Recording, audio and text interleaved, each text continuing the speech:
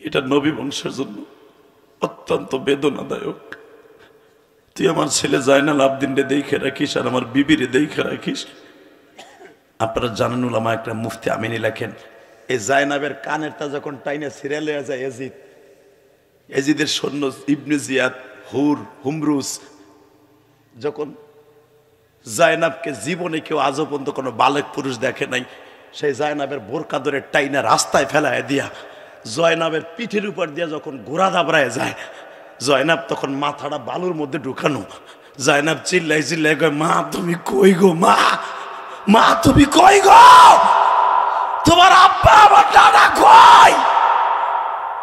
নবী বংশীকে এইভাবে লাঞ্ছিত করে।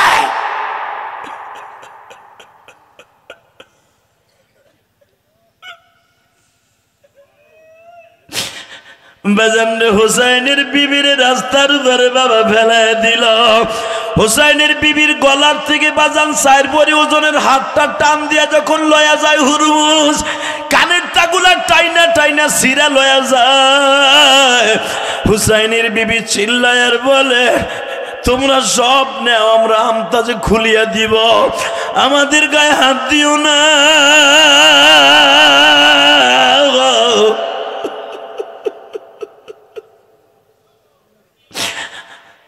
আমার জয়নাল আবদিনের গায়ে হাত দিও না।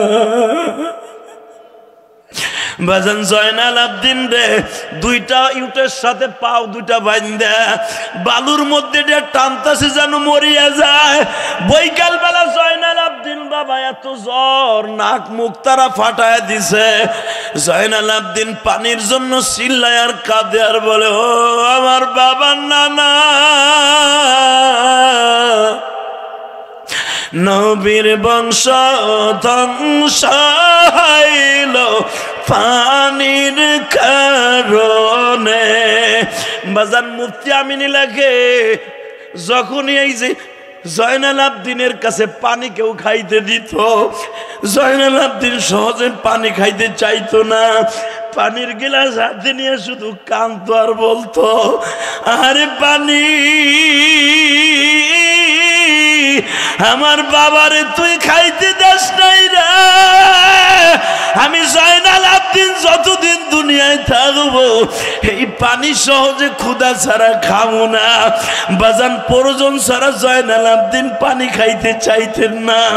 যখনই জয়নালকে বাবা জয়নালকে আর জয়নাল আবদিনকে পানির ডিব্বা হাতে দিতেন, পানির দিকে তাকায় শুধু কামতে আর কামত।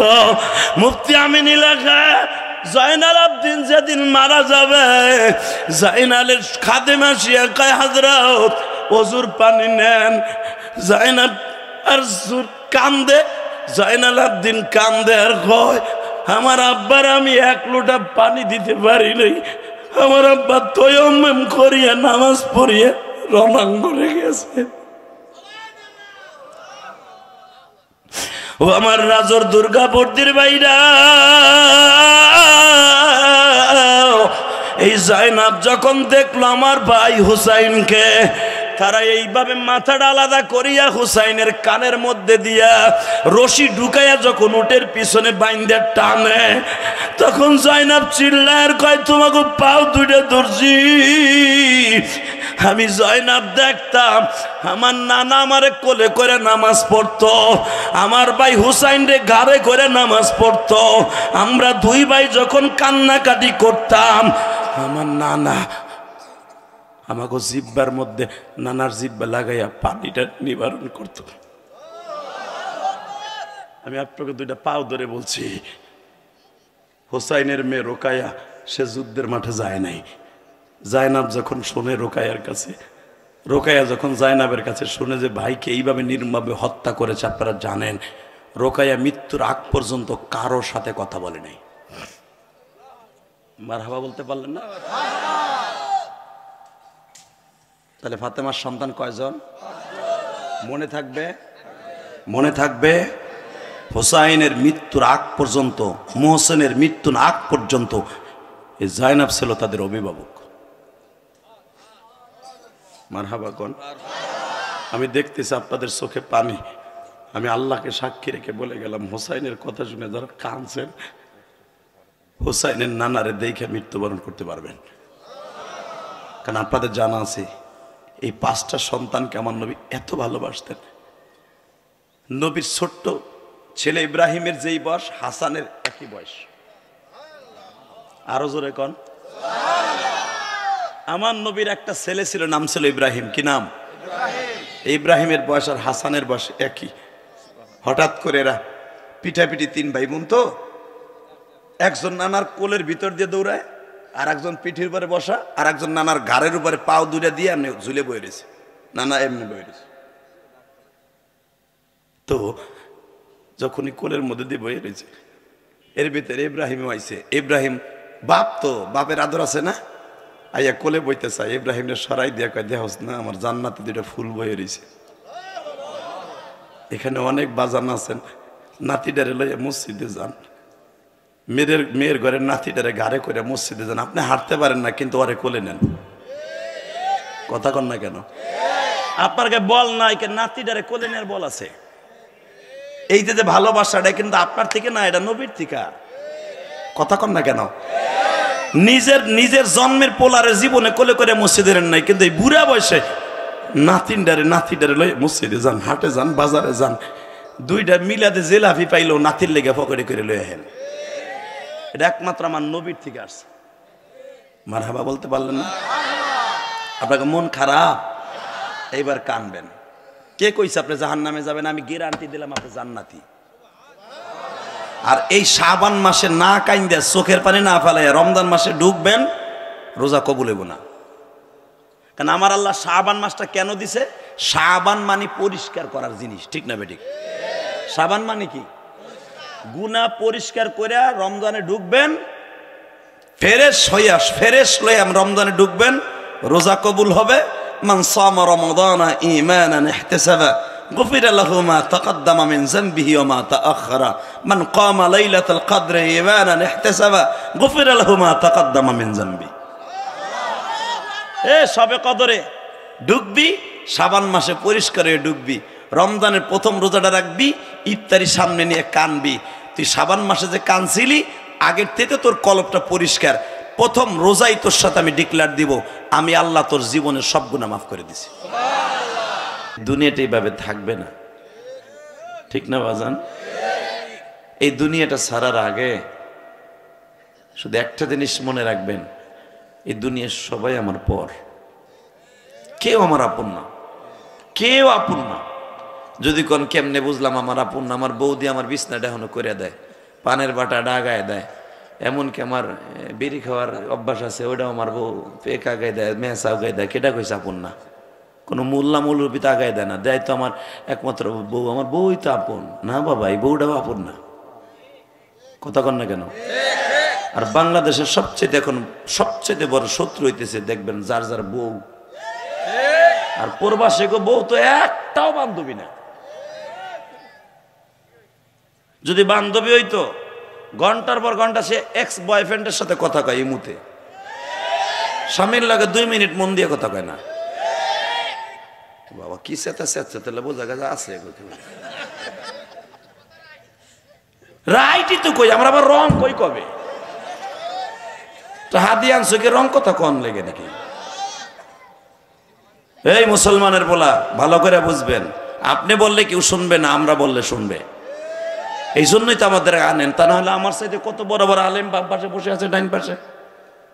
এরা যদি ডাইকে 10 জনরে কয়, আপনি ওই যে বুড়া না পুডুর পুডুর করে, আমাকে হুজুর কিন্তু বাইরে গেছে বেশি। আমার পুতির বউ যা মনে চায় তাই কয়, কুনি কয় কথা কন না কে? যদি কই তোমার মাইয়া তাসলি কেমনে চলে রাস্তা দিয়া, ইমাম সাহেব যদি কয়, কবে এটারে খেদা, ও আমার মাইয়ের দিক নজর পড়ছে। আর আমরা যদি কইয়া খাল বানাই তুইয়াও যাই, ওই খিচুড়ি লইয়া যাইবা, যাওয়ার সময় সমালোচনা করবা, সামনাসামনি না। আর তুমি করলেও আমার কিছু আসে যায় না, আমরা জানি। এই জন্য আমাকে কইতে হয় যেরকম মারহাবা। রাগ করতেছেন? এই মুসলমানের বলা ভালো করে বুঝেন, এই দুনিয়াটা যারে দেখতেছেন আপনি আপন, ও আপনার আপন না। আপন যিনি উনি ওখানে শুয়ে আছে, আপন যিনি উনি আমার আল্লাহ, আর আপন যিনি উনি আমার মদিনায় শোয়া। কথা কর না কেন? আরো জোরে। যে আপনার আমার আপন তারে পর করে ফেলাইছি। আর পৃথিবীতে মাত্র দুইটা বস্তু আপনার আপন আছে, একজন হলো মা আর একজন হলো বাবা। এই দুইজনটা যদি আপনি বাহাদো দিয়ে দেন, একক তো বাহাতো না দেন, জীবনে বাবারে একটা প্যারাসিটামল কিনে না দেন, ওই দাঁড়াত গিয়ে ব্রিজের উপর দাঁড়াইয়া, দুর্গাপুর ব্রিজের উপর দাঁড়াইয়া বাপের সাথে সামনাসামনি দেখা হইলে নিশ্চিত দিক চাই, আব্বা কেমন আছো? ওই পদ্মা নদীর চরে পানি পেলে যেমনি শুকায় যায়, সাথে সাথে ভিজে যায় কলিজাটা, বাপ কয় একটা ডাক দেওয়ার সাথে বাবার কলিজাটা এরকম ভিজে যায়। আর শ্বশুর আব্বারে যদি বেহানাডি কিনে দেন, প্রতি মাসে মাসে লুঙ্গি কিনে দেন, পাঞ্জামি কিনে দেন, জীবনে একটা দিন খালি শ্বশুর আব্বার লোকে বেহা কথা কবেন, আপনার মতো জামাইরে ধুয়ে দিব। কথা বলেন না কেন? শাশুড়ির একদিন বেহা কথা কইবেন, পানের বাটা একদিন আনবেন না, পরের দিনে শাশুড়ি থাকবো না। ঠিক কইছে না? ঠিক কইছে? এটাও ঠিক আছে তাহলে নাকি? যাক, আল্লাহ ভরসা, এটাও বলে ঠিক আছে। শুধু একটা কথা মনে রাখবেন, এই দুনিয়ায় কেউ আমার আপন না। আপন কে? হাত দুটো উঠে বলেন তো, সে কে? আরো জোরে বলেন, কে? আল্লাহ যারা আপনাকে আপন মনে করছে, এদের মৃত্যুর সময় কালেমা নসিব করে দিবেন। জোরে কান আমিন। কালেমা নসিব হওয়ার জন্য যে আমার আপন, মৃত্যুর সময় আমার পাশে থাকবে, সে হলো আমার বড় আপন।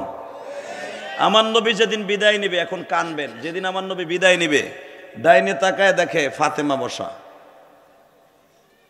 বামে তাকায় দেখে নাতি দুইটা বসা, নাতি পাঁচটা বসা। যেরকম মারহাবা, নাতি পাঁচটা। ফাতেমার ছেলে মেয়ে কিন্তু দুইটা না, ছেলে মেয়ে হলো পাঁচটা। ফাতেমার ছেলে মেয়ে কয়জন? জোরে কন। আপনি জানেন কয়জন? দুইজনই জানবেন সারা জীবন। হালাকে ফাতেমার সন্তান ছেলে মেয়ে 5 জন। কয়জন? জোরে কন, আরো জোরে, জোরসে বলো। খালি জানেন হাসান আর হুসাইন, কিন্তু ফাতেমার সন্তান 5 জন। পরাপর 5 বছরে 5টা সন্তান ফাতেমার। সুবহানাল্লাহ, বাইতে যে কইেন। আর সুবহানাল্লাহ যে যত জোরে কবেন, আমি আমার বাপের কথা কইতেছি না, হাদিসের কথা। সুবহানাল্লাহ যে যত জোরে বলবে, জান্নাতের ভিতরে তার নাম, তার বাবার নাম সহ। হকিস্টিক, মোবাইল বন্ধ কর, এটা মমতাজের প্যান্ডেল, তুই উঠবি না তো। তোরে উঠলে একেবারে লুঙ্গি মুঙ্গি খুলে রেখে দেবে একবারে কয়ে দিচ্ছে।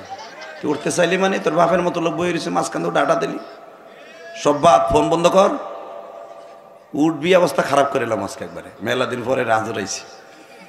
আলহামদুলিল্লাহ কর বাজান, তাকানের দিকে তোর লেগে দোয়া করে আল্লাহ যেন তোর অলি বানাই দেয়। তুই ইচ্ছা করলে কিন্তু যাইতে পারতি, তুই মনে হয় খালাসি বংশের বলা। কোন বংশ তোর? ইলিয়াস খান। বাড়া তুই আমার খান বংশের বলা মানি, তুই সব খাই এলাবি বেড়া, থামা থামা বানা হেলাবি খাইতে খাইতে। তুই উঠে হাঁটা দিলি মানি, এত কল্টনিক পর কম কে তোর? সব বাদ বইয়া থাক, খান পরিবারে বলা, তোর যেন আল্লাহ অলি বানায় দেয়। ইচ্ছা করলে তুই ঘাড় মরে চলে যেতে পারতি, তোর মতো মোল্লার কথা বসবো কা? ঠিক না বে ঠিক? তুই যখন বসছস মনে করবি একজন আলেমের আদব তুই রক্ষা করছস, আল্লাহ তোকে কোনোদিন বিজ্জত করবে না। অনেক মাহফিল আছে, কয়েকদিন আগে গেছি রংপুর, আমি জানতাম না এটা চেয়ারম্যানের বলা। তা চেয়ারে তো যখন বইতে কইছি, উঠে হাঁটা দিয়েছি, আমি কই ওরে ধর। ও বেহা হইয়া কইতেছে, ধর পারলাম আরে। আমি তো বাবার বাবা, এটা কি রে? কানে কানে হয়তো চেয়ারম্যানের 3 নম্বর বললাম, ওরে বাবা গৈটার ফো গৈটা রে, এর লিখে দেবো গার মরে হাঁটা দিছে। আল্লাহ আমাদের হেফাজত করেন, দরকার না আমেন। আল্লাহ বলেন লা হাওলা ওয়ালা কুওয়াতা ইল্লা বিল্লাহিল আলিয়্যিল আযীম। এবার শুরু করা যায়। বলেন ফাতেমার সন্তান কয়টা? মনে থাকবে? নামগুলো রেকর্ড করেন। কিয়ামতের মাঠে যদি আমার নবী জিজ্ঞেস করে, এদিকায় এ আব্দুল্লাহর পোলা সদরউদ্দিন, আব্দুল সালামের পোলা কদরউদ্দিন, এদিকায় কদে আমার ফাতেমার সন্তান কয়টা? 5টা। একদিন তো জানতেন দুগ্গা দুগ্গা, এখন তো গড় গলা কইতেছেন 5টা। মনে রাখবেন, শুধু হাসান হোসেনটা আমার নবী ভালোবাসে নাই, হাসান হোসেনের চাইতে বেশি ভালোবাসে ফাতেমার বড় মেয়েটারে।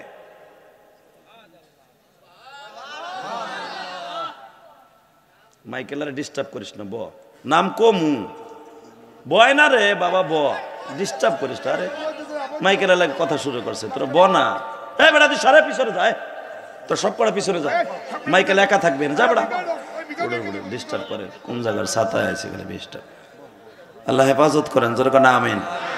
শয়তানরে খেদাই মেদাই শুরু করি, আবার গেঞ্জাম শুনে আহে আহে না, ওরা লইয়েছে শয়তানরা রাইতে পারবো না, চিন্তা করেন না। লা হাওলা পড়ছি না, আমার নবী বলে কেউ যদি শয়তানরে তাড়াইতে চাই মজমার থেকে, লা হাওলা বললে দুর্গা বুদ্ধি থুইয়া, দাঁড়া দিয়ে থুইয়া, ইসুপুর থুইয়া, সিন নদী থুইয়া, নদী পার হইয়া, এখন হাবিব চেয়ারম্যান এলাকায় আছে হোসেনপুর, মারহাবাগন। আমি বলি না, আমার নবী বলছে শয়তান অন্তত 10 কিলো দূরে চলে যায় শুধু লা হাওলা পড়ার সাথে সাথে, ওর শরীরে আগুন লাগে যায়, ও থাকতে পারে না আর। অতএব যদি কেউ নিয়ে এসে থাকে, ওরা লই এসে মোবাইলের মধ্যে করে দাও, এখনো পর্যন্ত ছবি তুলতেছে বুঝে ভাইয়া। আল্লাহ হেফাজত করেন, জোরে কেন আমিন। তাহলে একসাথে বলেন তো বাবা, ফাতেমার সন্তান কয়টা? আপনি জানেন হাসান হুসেনের চেয়ে বেশি ভালোবাসতেন ফাতেমার 4 নাম্বার মেয়েটারে। আমি একে নাম কই ফাতেমার সন্তানগুলো, রেকর্ড করেন, বলেন 1 নম্বরে হাসান, 1 নম্বরে হাসান, কয় না কামে লাগবে, হাসানের হাতে আপনার আমার জান্নাত। 1 নম্বরে হাসান, 2 নম্বরে হুসাইন, 3 নম্বরে মোহসেন।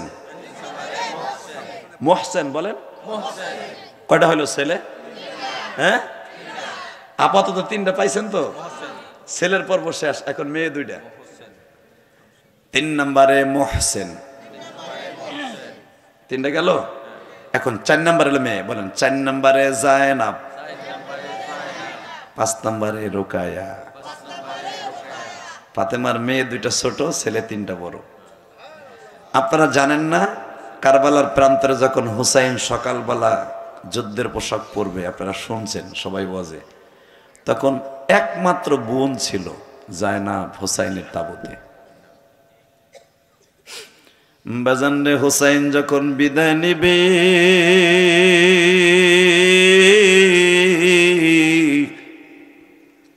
হুসাইন এই বোনটারে এত ভালোবাসতেন কেন জানেন? হুসাইনের থেকে মাত্র 2 বছরের ছোট হলো জায়নাব। 5টা সন্তান 5 বছরের ডিস্টেন্সে বাবা জন্ম নিছে, 5 বছরে ফাতেমার 5টা সন্তান। এমনকি 2 জন সিরিয়ালে একসাথে দুধ খাইতো, হাসানও দুধ খাইতো, হুসাইনও দুধ খাইতো, হুসাইন দুধ খাইতো, মহসেন দুধ খাইতো, মহসেন দুধ খাইতো, জায়নাব দুধ খাইতো। জায়নাব যে সময় দুধ খাইতো, রোকায়াও সেই সময় দুধ খাইতো। ফাতেমার 2টা বাচ্চা সব সময় দুধ খাইতো বাবা, কারণ 11 মাসের ছোট বড় এক একজন। বুঝিয়া লন গো বাবা, এই 5টা সন্তানরে পালতে ফাতেমার অনেক কষ্ট হইত। ফাতেমার বিয়ে হয়েছে 13 বছর বয়সে,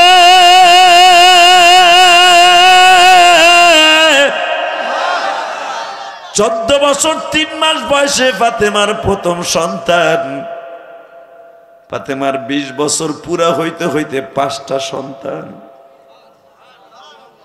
এখন তো আমার শাশুড়ি শেখ হাসিনা আইন করছে 18 বছর আগে মাইয়ের বিয়ে হইব না, আর ফাতেমার 18 বছর বয়সে 4টা সন্তান।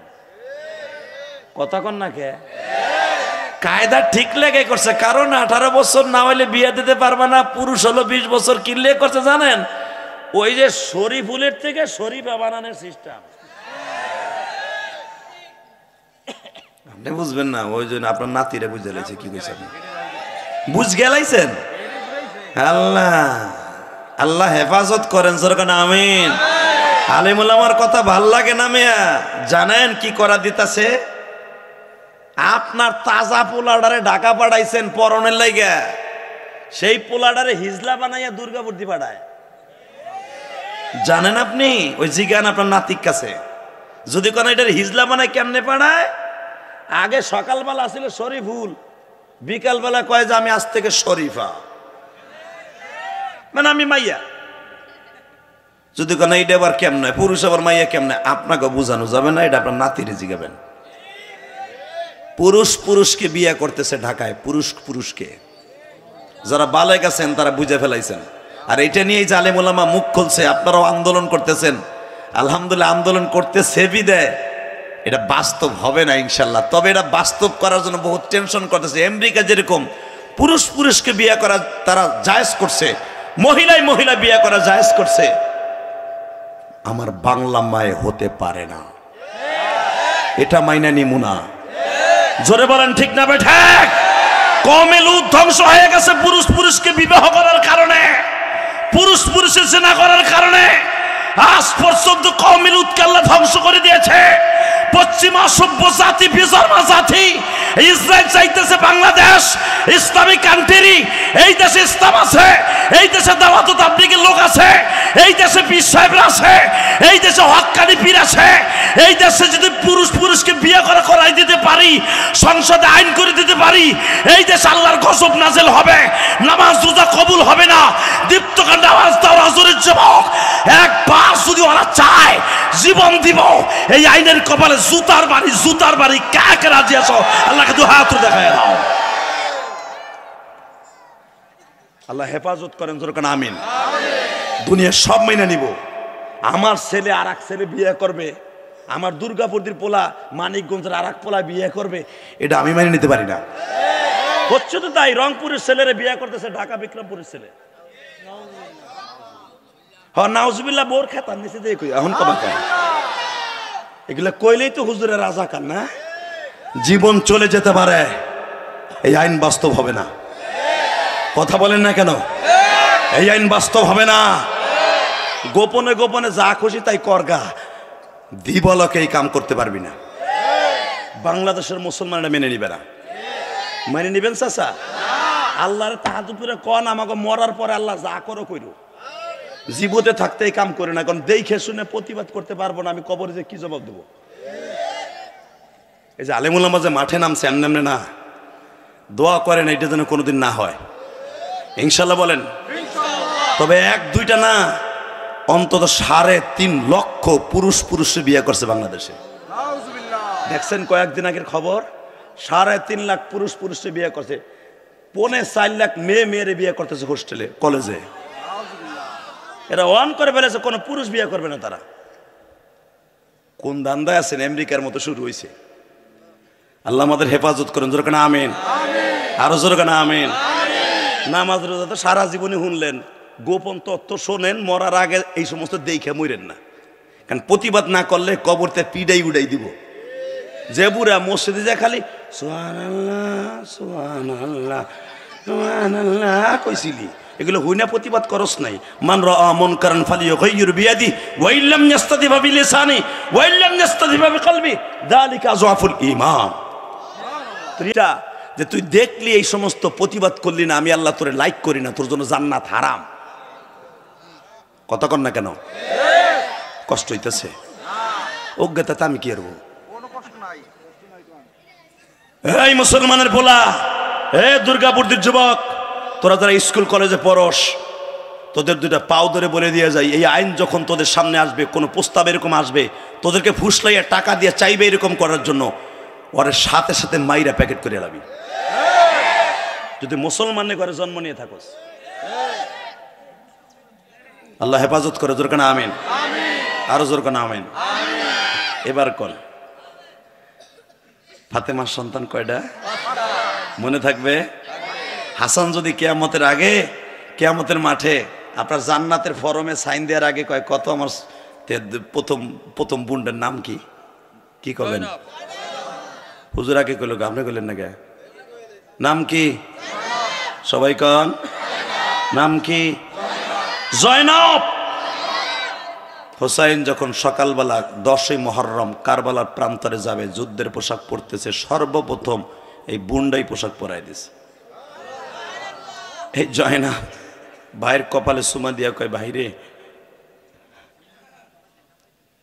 আমি জানি তোমার শহীদ করে দিব, ভাই আমাকে তোর আপন বলতে কেউ রইল না। বাজানরে হোসাইন বলে, বন্ডে আপন বলতে কেউ না থাকলে একজন আছে, বলেন তো তিনি কে? এ জয়নব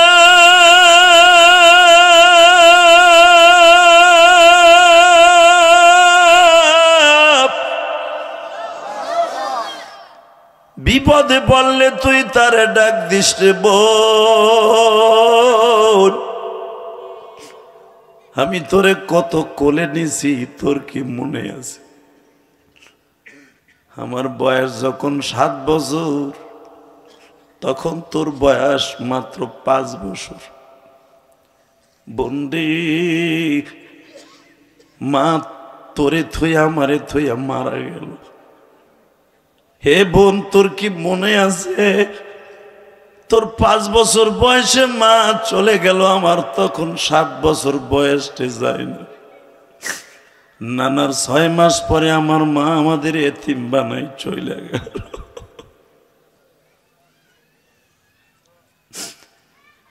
আমার নানাও ছিল না, মাও ছিল না গো। আমাদের 5 ভাই বোন কিলো। আমার আব্বা সারাটা রাত খাটের উপরে বয়ে কাঁদতো আর বলতো, মালিক এই 5টা সন্তান লয় আমি কই যাব।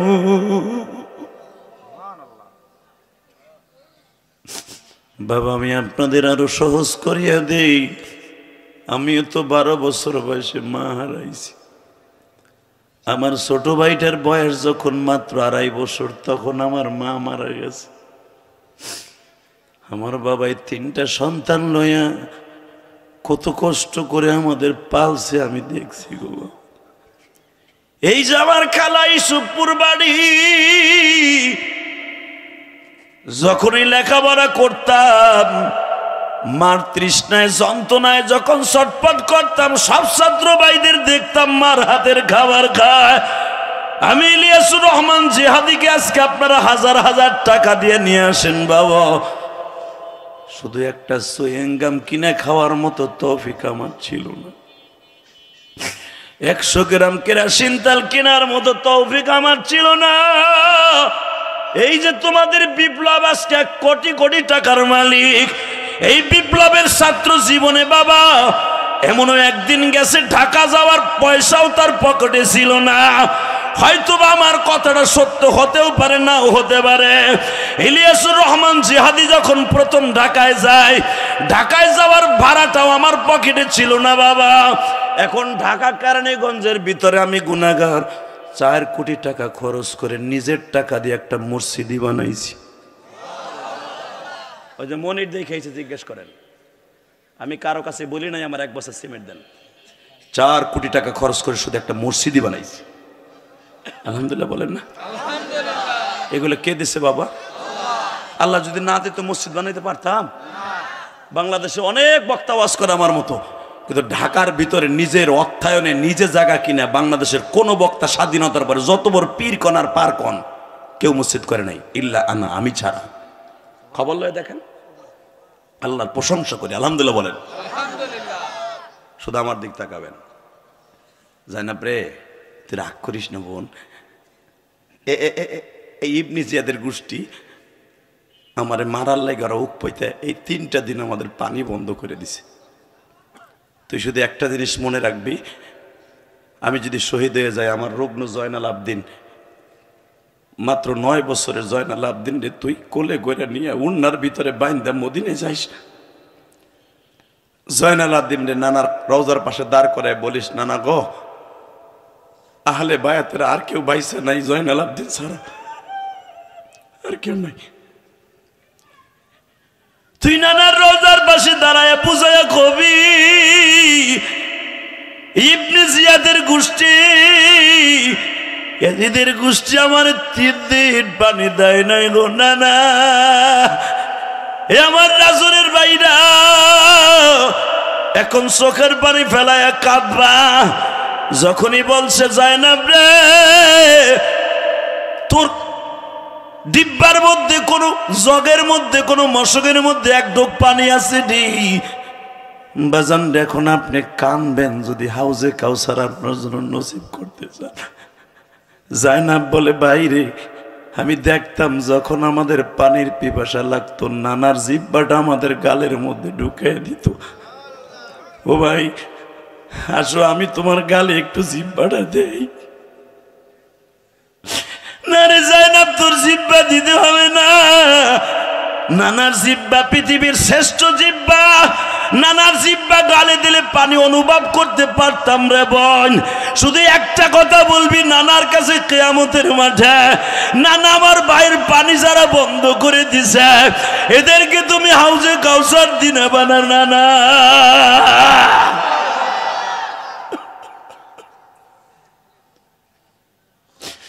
বাজান জাইনাবের কাছ থেকে যখন হোসাইন বিদায় নেয়, যাদের বোন আছে তারা বুঝবেন বোন কি যন্ত্রণাদায়ক। যাদের মা মারা যায় যদি একটা বোন থাকে ওই বোনটা কিন্তু মায়ের আদর অনুভব করা যায়। জাইনাব শহীদ হওয়ার আগ পর্যন্ত ভাইয়ের পিছনে পিছনে দৌড়ায়, তরবারিটা হাতে দিয়া বলে ভাইজান আমি আজকে রাত্রে স্বপ্নে দেখি মা আমার কাছে আসছে। ফাতেমা আসিয়া কয় জাইনাব রে আমার হোসাইন কালকে শহীদ হয়ে যাবে রে মা। এ হুসাইনের ভক্তরা, হুসাইনের সিগনেচার ছাড়া কিন্তু তোমার আমার জান্নাতে যাওয়া দুষ্কার হয়ে যাবে। হুসাইনের কথা শুনে যাদের চোখে পানি আসবে বাবা, এই মানুষটা কোনোদিন জাহান্নামে যেতে পারে না গো। এই মানুষটা চোখের পানি দিয়ে যদি একবার আমার মওলারে বন্ধু বানাইতে পারে, এই মানুষটা দেখতে পারবে হুসাইনের নানা তার বালিশের পাশে বসে আছে। জাইনাব বলতেছে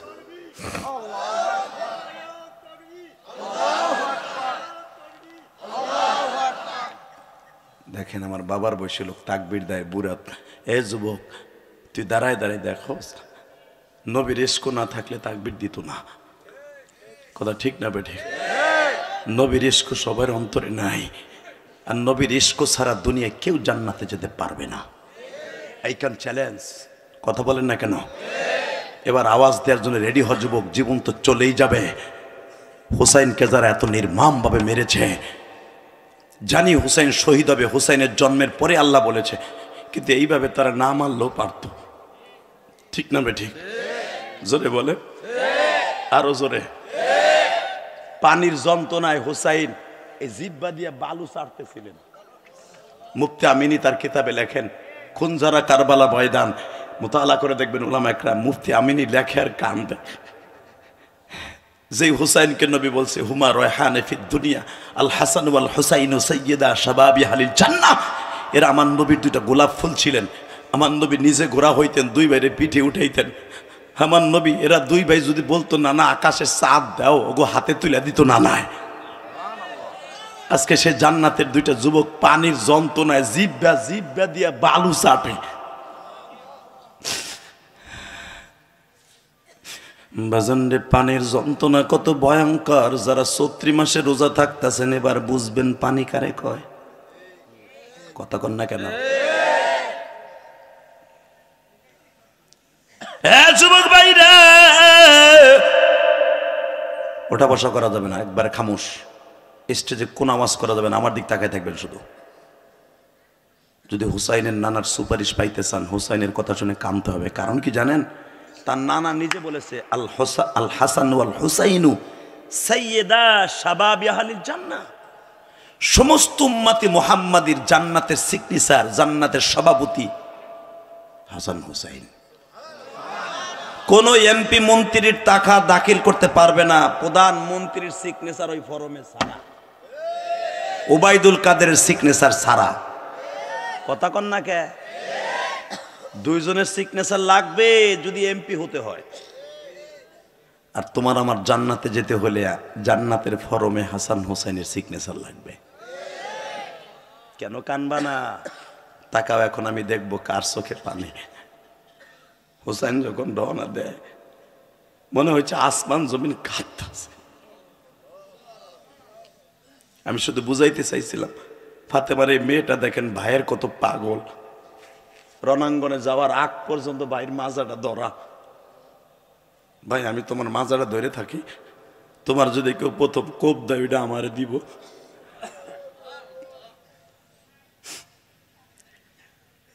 হোসেন বলে বোন রে, তুই যদি আমার সাথে মায়ের খাস এটা নবী বংশের জন্য অত্যন্ত বেদনাদায়ক। তুই আমার ছেলে জয়নাল আবদিনরে দেখে রাখিস আর আমার বিবিরে দেখে রাখিস।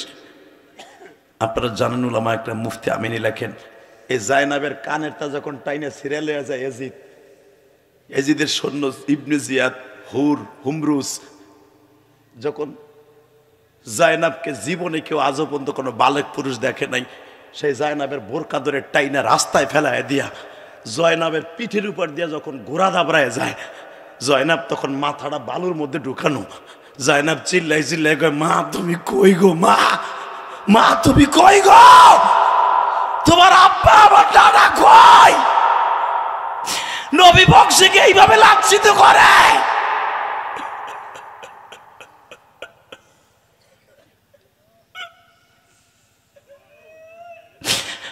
বাজানে হুসাইনের বিবির রাস্তার উপরে বাবা ফেলায় দিল। হুসাইনের বিবির গলার থেকে বাজান 4 ভরি ওজনের হাতটা টান দিয়া যখন লয়া যায় হুরমুজ, কানের টাগুলা টাইনা টাইনা সিরা লয়া যায়। হুসাইনের বিবি চিল্লায় আর বলে, তোমরা সব নেও, আমরা আমতাজে খুলিয়া দিব, আমাদের গায়ে হাত দিও না।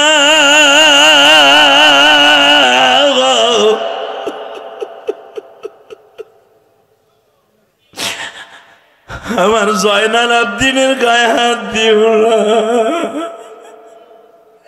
বাজান জয়নাল আবদিন রে দুইটা ইউটের সাথে পাও দুইটা বাইন্দা বালুর মধ্যে যে টানতাছে যেন মরিয়া যায়। বৈকাল বেলা জয়নাল আবদিন বাবা এত জ্বর, নাক মুখ তারা ফাটায় দিছে। জয়নাল আবদিন পানির জন্য চিল্লায় আর কাঁদে আর বলে, ও আমার বাবার নানা, নবীর বংশ ধ্বংস হইল পানির কারণে।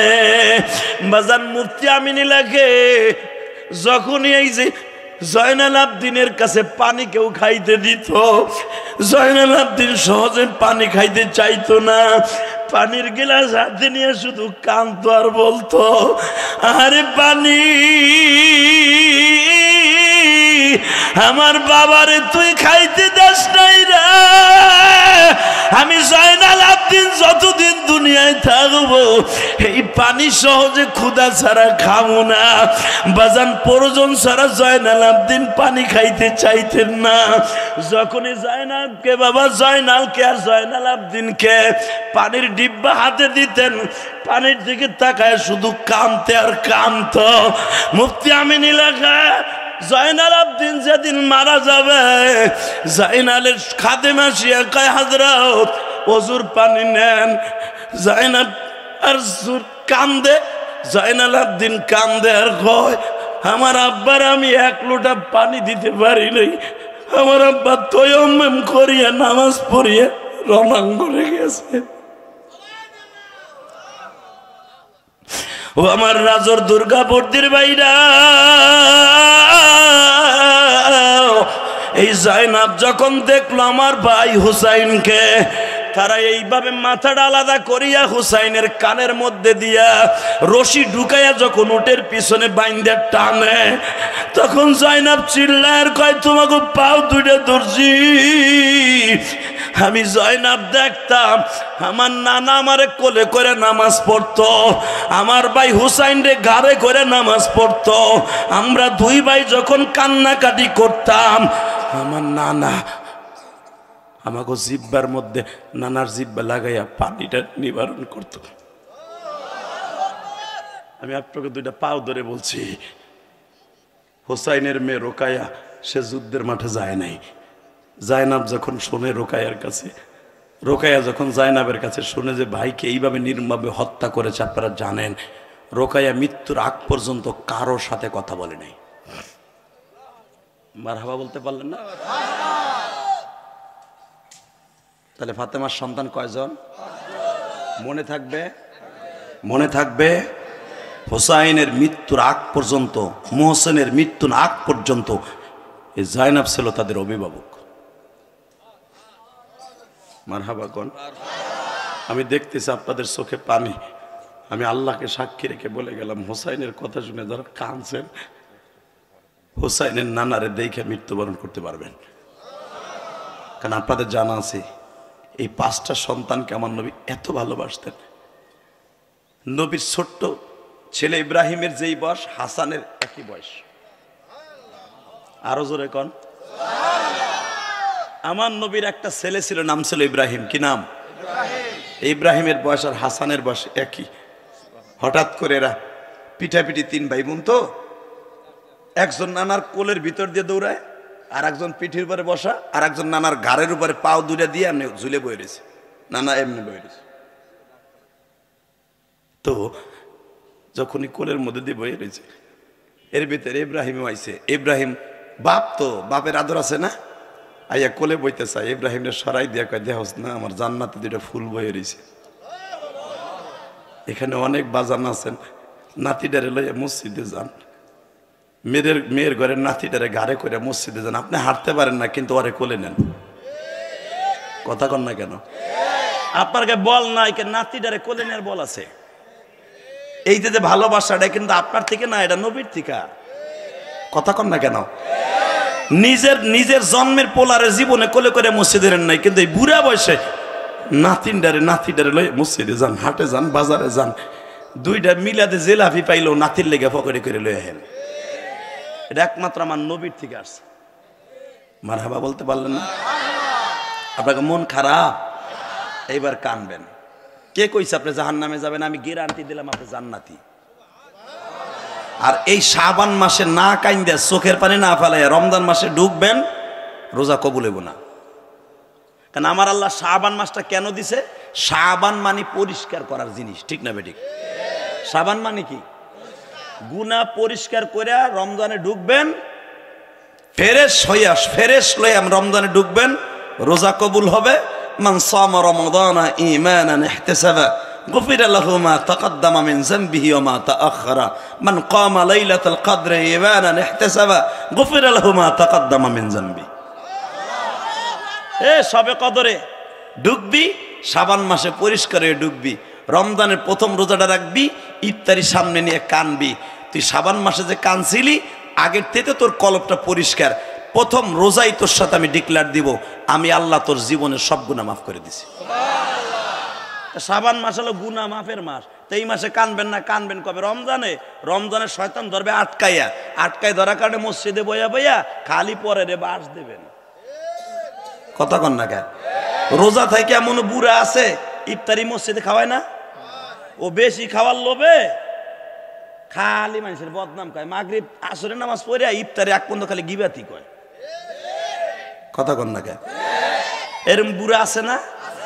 হে নিজে বেশি পাওয়ার লেগে বাচ্চাগুলার মসজিদে বাইর করে দেয়। মানে ওরে পুরা রোজায় ধরে লাইছে। কথা কন না কেন?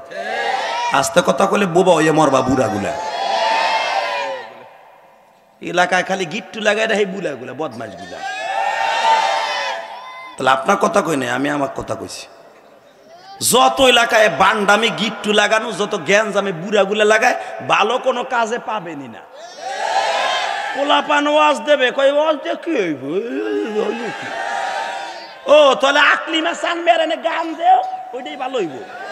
শাহ আলম সরকার আইনে গান দেখ বুড়া, ওইটা ভালো হইব না?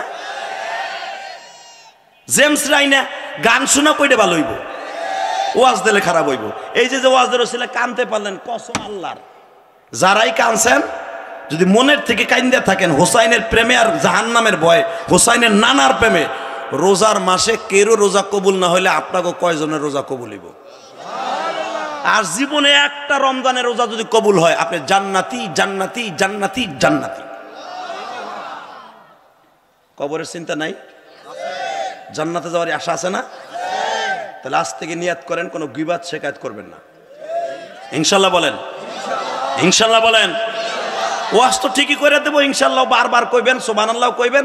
এহেনটা যাওয়ার সময় খিচুড়ি পোটলাটা নেবেন, লুঙ্গিটাও ওয়াজ তো ঠিকই করছিল, মাঝে মাঝে আমার ফিরিরে বাস দিছে, আবার এইগুলো কর দরকার ছিল কি?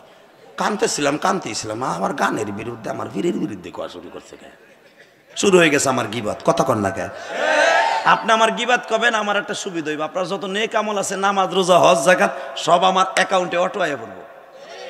আর আমার যত আকাম কুকাম আছে, যা করছি সব তুমি বুড়ার গাড়ে।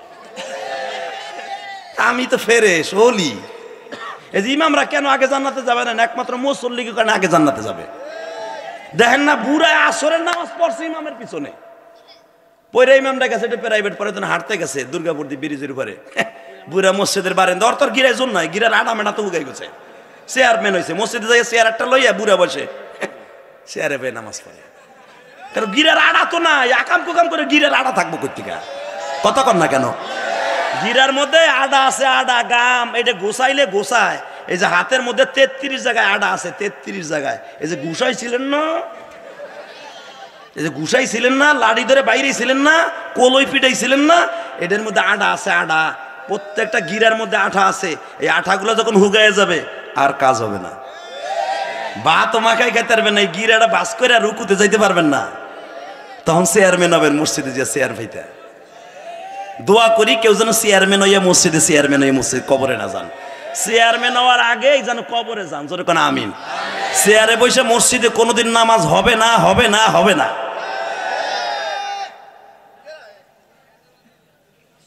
চেয়ারে নামাজ পড়ে শুধু একটা কথা মনে হয়, হ্যাঁ যদি এইভাবে কেউ ডাক্তার লেখে দেয় ফরমে যে আপনি চেয়ার ছাড়া চলবে না, তখন আপনি বসতে পারবেন। তাও শর্ত সারায়াত, আপনি দাঁড়াবার সময় যখন কাতারে দাঁড়াবে তখন আপনি কাতারে দাঁড়ায়, তারপরে প্রথম দাঁড়ায় আপনার কাতার সোজা করে কাতারে দাঁড়াইতে হবে। দাঁড়ানো ফরজ, প্রথম দাঁড়ানো ফরজ। আর আপনি বইয়াই তো স্টার্ট দিচ্ছেন, কথা কন না কেন? নামাজের মধ্যে দাঁড়ায় নামাজ পড়া ফরজ, প্রথমেই তো ফরজ তরক করছেন আপনি।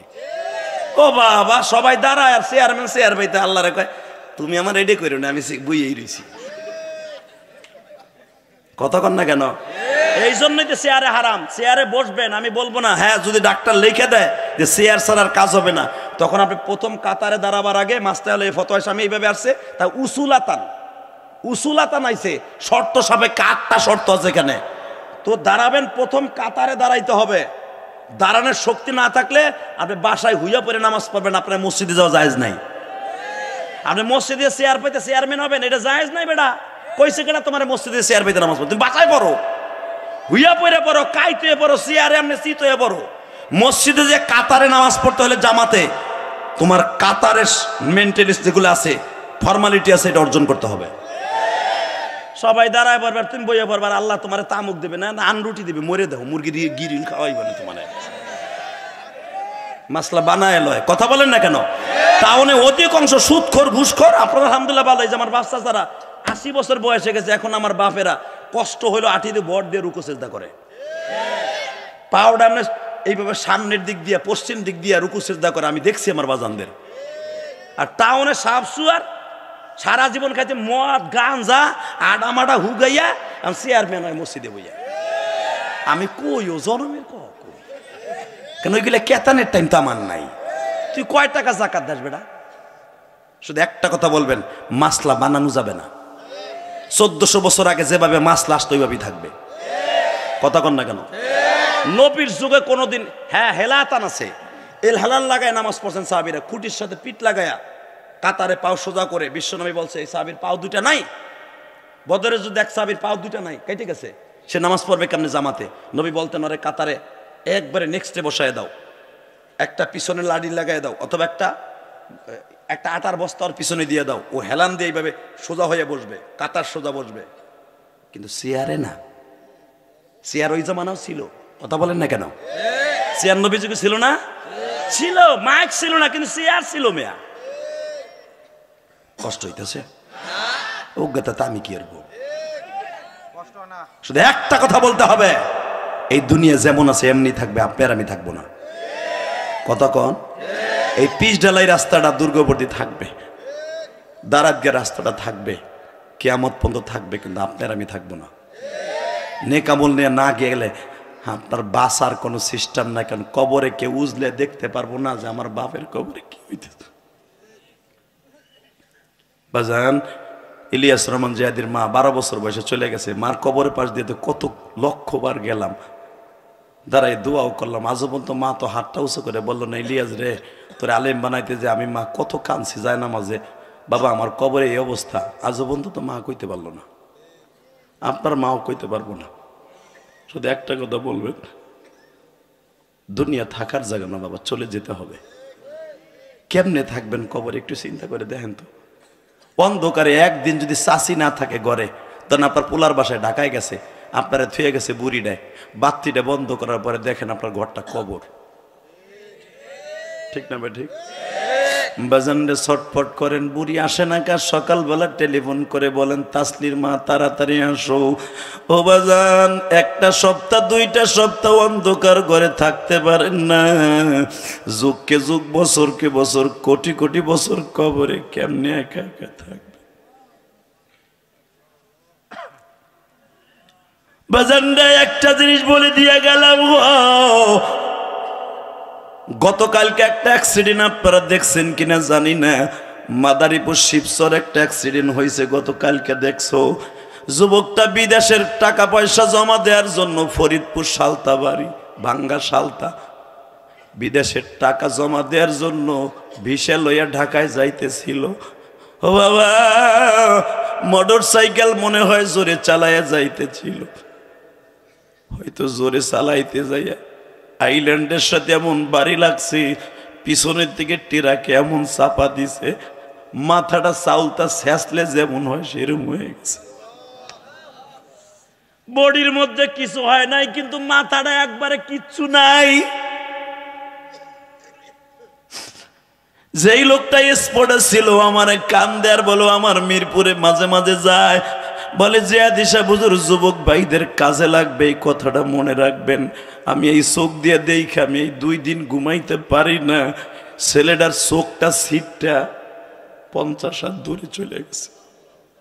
ওই যে মাথার উপর দিয়ে চাকাটা উঠছে, চোখটা তো বলের মতো, এত বড় চোখটা, সিটটা যে রাস্তার ওই পাশে গেছে, এই নাকের বাসিটা বাবা আর এক জায়গায় সিটটা পড়ে রইছে, মাথার মগজগুলা 10 হাত ধরে সিটটা পড়ে রইছে, খান্ডা খান্ডা মগজগুলা পড়িয়া রইছে। এ আমার কলিজার যুবক ভাইরা, আয় তোর পাও 2টা ধরছি, হইতে পারে তোর আমার মৃত্যু এরকম হয়ে যাইতে পারে গো। যদি এইরকম মৃত্যু হয়ে যায়, কেউ আমার সাথে রইল না, কোথায় রইল মা, কোথায় রইল বাবা?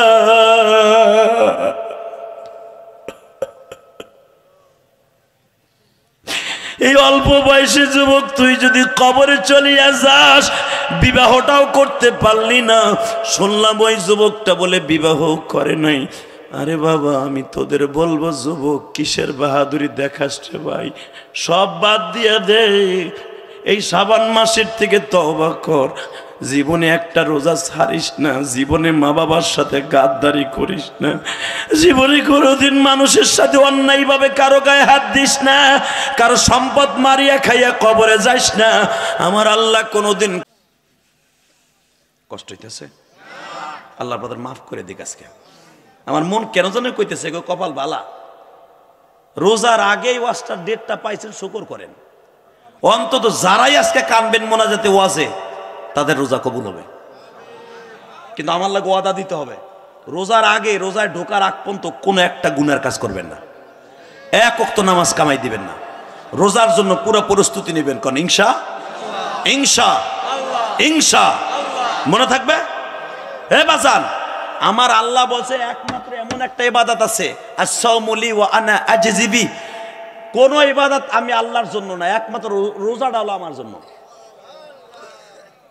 আপনাকে কষ্ট হয়ে গেছে, আইন মোনাজাত করে খিচুড়ি রেডি করো। আল্লাহ তো সুবহানাল্লাহ কইবেন, এমনি দাও না, সে নাও নাকি সাতার ওয়াজ করবেন। এ সাসে যদি জিগায় সব বেটার সুবহানাল্লাহ সালাম, তুমি কি আসছিলা? কতবার কব যে চিল্লেন, চিল্লাইতে কয়, অত চিল্লাই ভাড়া জানি। আল্লাহ যখন কইব, তুই যখন মারামারি লাগে, ধানের শীষ নৌকা কইতে কইতে দি বুড়া বঙ্গবন্ধুর নোট 2 হ্যান্ড পাইয়া, ওরে বাবার বাবা, বুড়ার যৌবন ফিরে আসে। কথা কন না কে? এ ওই যে গত কয়েক বছর আগে যে আমাকে ট্যাকের, আমার বাড়ি তো গোজ না, চিনেন তো নাকি? কথা কয় না, অনেকে জানে না আমার বাড়ি, কিন্তু গোজ না, না রাখ দিন মারা বাগন। এ ভাই, এ ভাই, এ হনো হনো, 2টা মিনিট পরে যাও। যাক যাক যাক যাক যাক, পাগল না, ভালো কি পাগল? আলহামদুলিল্লাহ বলেন। হয়তো অসুস্থ মানুষ, যাক আলহামদুলিল্লাহ বলেন, আলহামদুলিল্লাহ বলেন। আর মাত্র 5টা মিনিট পরে আমি মোনাজাত করে দেব, কোনো সমস্যা নেই। হ্যাঁ চলবে? কয়টা বন্ধ?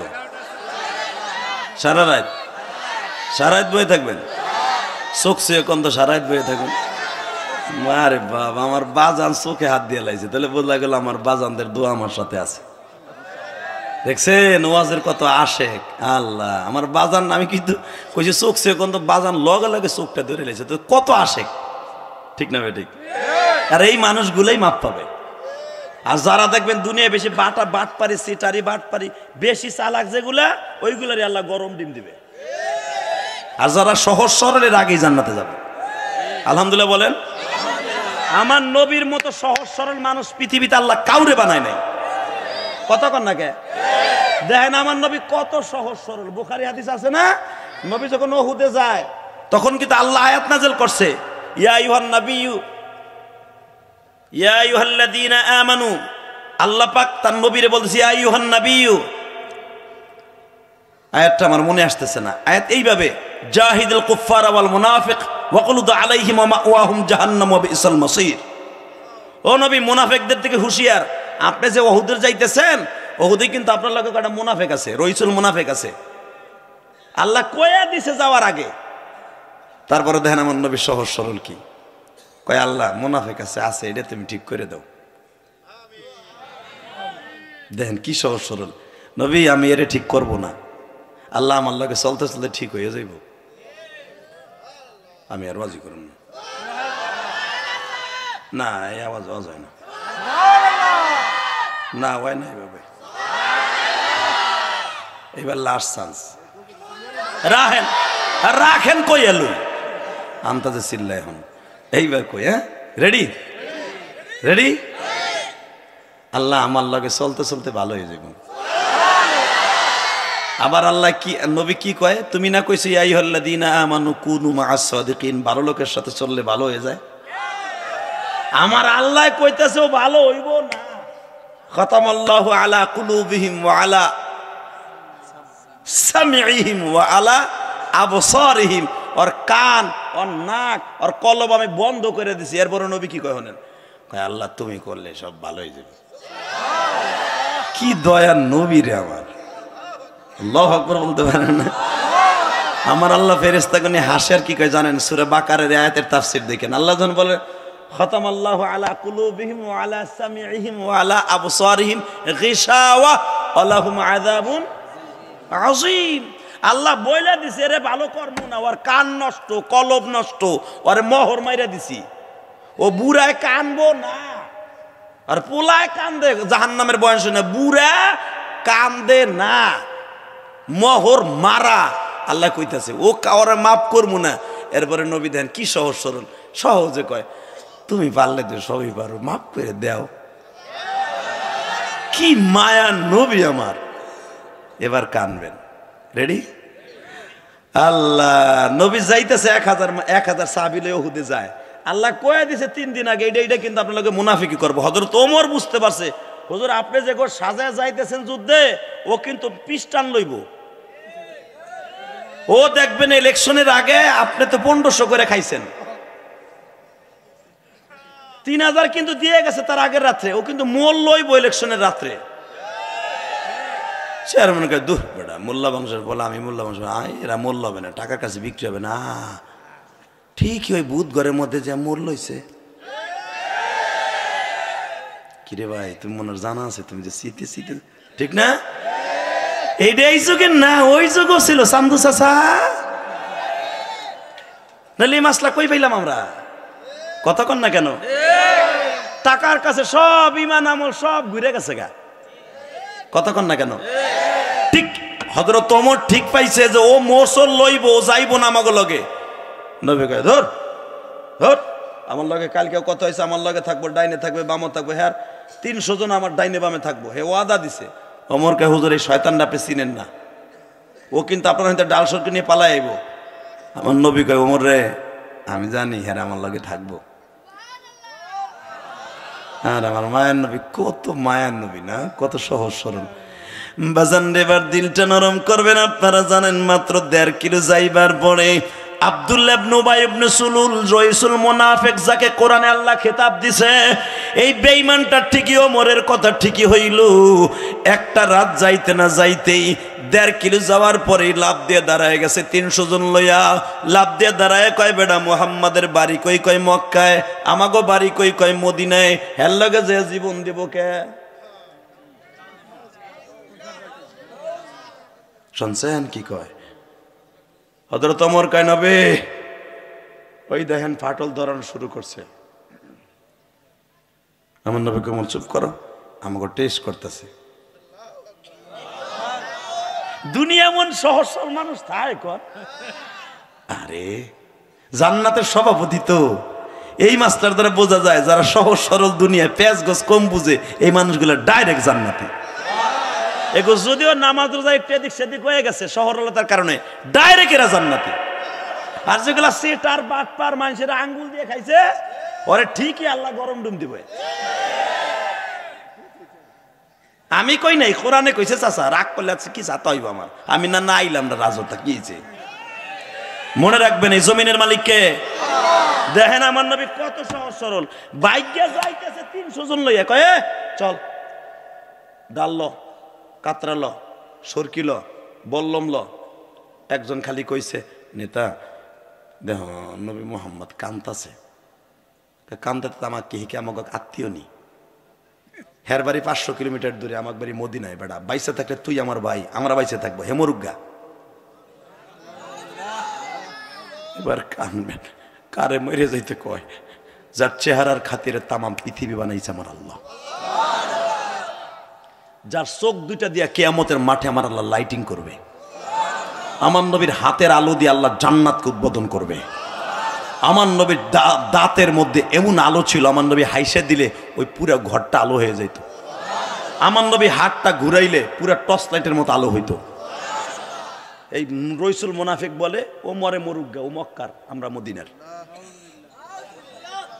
বাজানরা আমার নবী তারপরও দেখেন কত সহজ সরল। বুখারীতে আসছে, যুবক ভাইরা যখনই বলছে আমরা ভাগিয়া যাই, আমার নবী দৌড় দিয়ে যাই, হাতটা টাইনা ধরছে। আমি আপনার পাও ধরা জায়েজ থাকলে পাও ধরতাম। আপনি আমার এত বড় সর্বনাশ করিয়েন না। ওরা সংখ্যায় 3000-এর উপরে, আর আমার মাত্র 1000। এখান থেকে যদি 300 লোক আপনার কমের থেকে আপনার নেতা মানুষ, চেয়ারম্যান মানুষ ভাগাই লয়ে যান, থাকবো মাত্র 700। এটা নিয়ে আমি কেমনে কি করবো? আব্দুল্লাহ ইবনে উবাই ইবনে সুলুল বলে, মুহাম্মদ রে, তুমি যদি বেশি বার জিডিং করো, আমরা কিন্তু এখন 2 গ্রুপ হয়ে এখানে যুদ্ধ হবে। হযরত ওমর বলে, ইয়া রাসূলুল্লাহ, ওরা 300 আর আমি একাই যথেষ্ট। একবার শুধু পারমিশন দেন গো নবী, আমি বেঈমানগুলোর টুকরা টুকরা বানায় ফেলাবো, আমি টুকরা টুকরা বানায় ফেলাবো। আমি ওমর অস্ত্র জমা দিয়ে আসছি মক্কায়, ট্রেনিং জমা দিয়ে আসি নাই। আবার নবী ওরে হাত ধরে কানবে, আর আমি খাত্তাবের বলে চাইছে দেখবো পৃথিবীতে এমন করে মায়ের পুত জন্ম নেয় নাই। আবার নবী তার কাছে ছোট হবে। বেঈমানরা আমি 2 টুকরা বানায় ফেলাবো, 2 টুকরা বানায় ফেলাবো।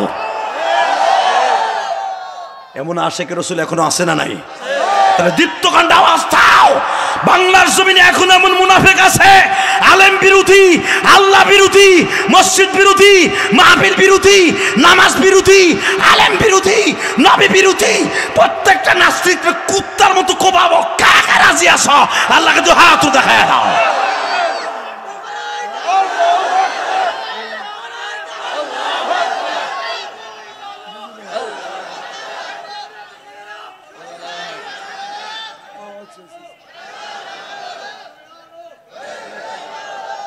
মারহাবা বলো।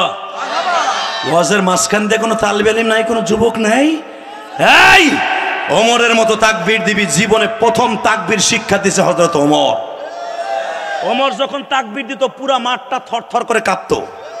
হযরত ওমর যখন তাকবীর দিত যুদ্ধের মাঠে মনে হইতো পুরা বেঈমানগুলো ওমরের তাকবীরের আওয়াজে পালায় যেত। মুসলমান এখনো পর্যন্ত ঘুমান্ত শাদ্দুল হিসাবে আওয়াজ দিবেন, সালাউদ্দিন আইয়ুবীর মতো, মুহাম্মদ বিন কাসেমের মতো, শাহজালাল আমানির মতো, শাহ মাকদুমের মতো বাংলাদেশ কোন পৃথিবীর কোন বেঈমান মুসলমানের সামনে দাঁড়াইতে পারবে না।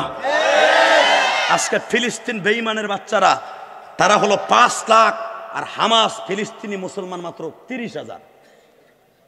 এমন মাইট দিছে ইসরায়েলে বেজরমা গুলারে, এখন ওরা ফিলিস্তিন ঢুকতেই সাহস পায় না। আলহামদুলিল্লাহ বলতে পারেন না?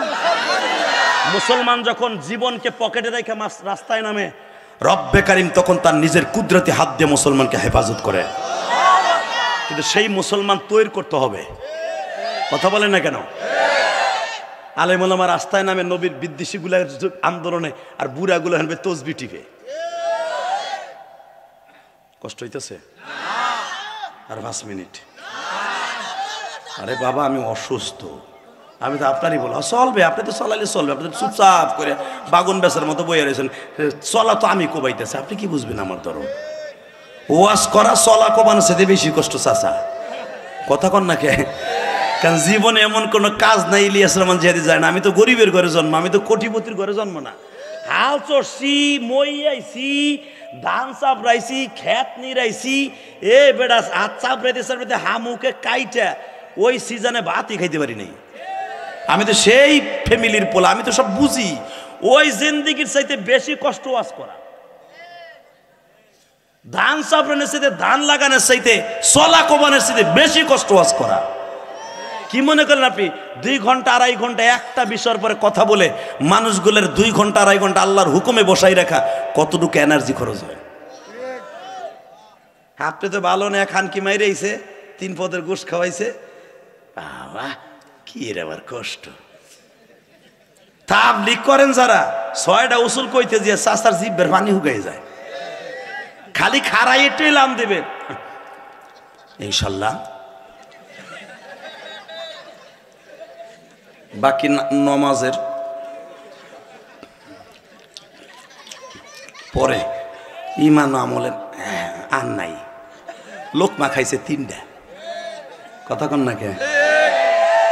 হ্যাঁ, এই যে ওয়াজের মাঠে বৈশা ঘন্টার পর ঘন্টা কথা বলা উপরের থেকে পাস হয়, তা না হলে সম্ভব নয়। আর এটা আল্লাহর কাছে চাইতে হয়। কথা কন না কেন? ঘন্টার পর ঘন্টা কোরআন হাদিস থেকে কথা বলা, এটা কতটুকু ইলমের দরকার, কতটুকু অ্যানালিসিসের দরকার, এটা আল্লাহ ছাড়া, আল্লাহর মেহেরবানি ছাড়া কোনো বক্তা পারবে না। আপনারা তো খালি বক্তার সমালোচনা করেন, খালি সমালোচনা করেন। আপনি কি জানেন এর পিছনে কত মেহনত করা লাগে? আর বাংলাদেশে এমন একটা প্রথাও হয়ে গেছে ভাই, কি যে কমু, কোন দিকে যাবো, কারে কি কমু মাথায় ধরে না।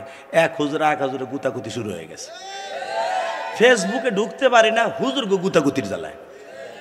কি যে কমু, উপরে সেট ফেললে তো আবার আমার গায়ে পড়বে, আপনি কবেন যাই দাও খিচুড়ি খাইতাম।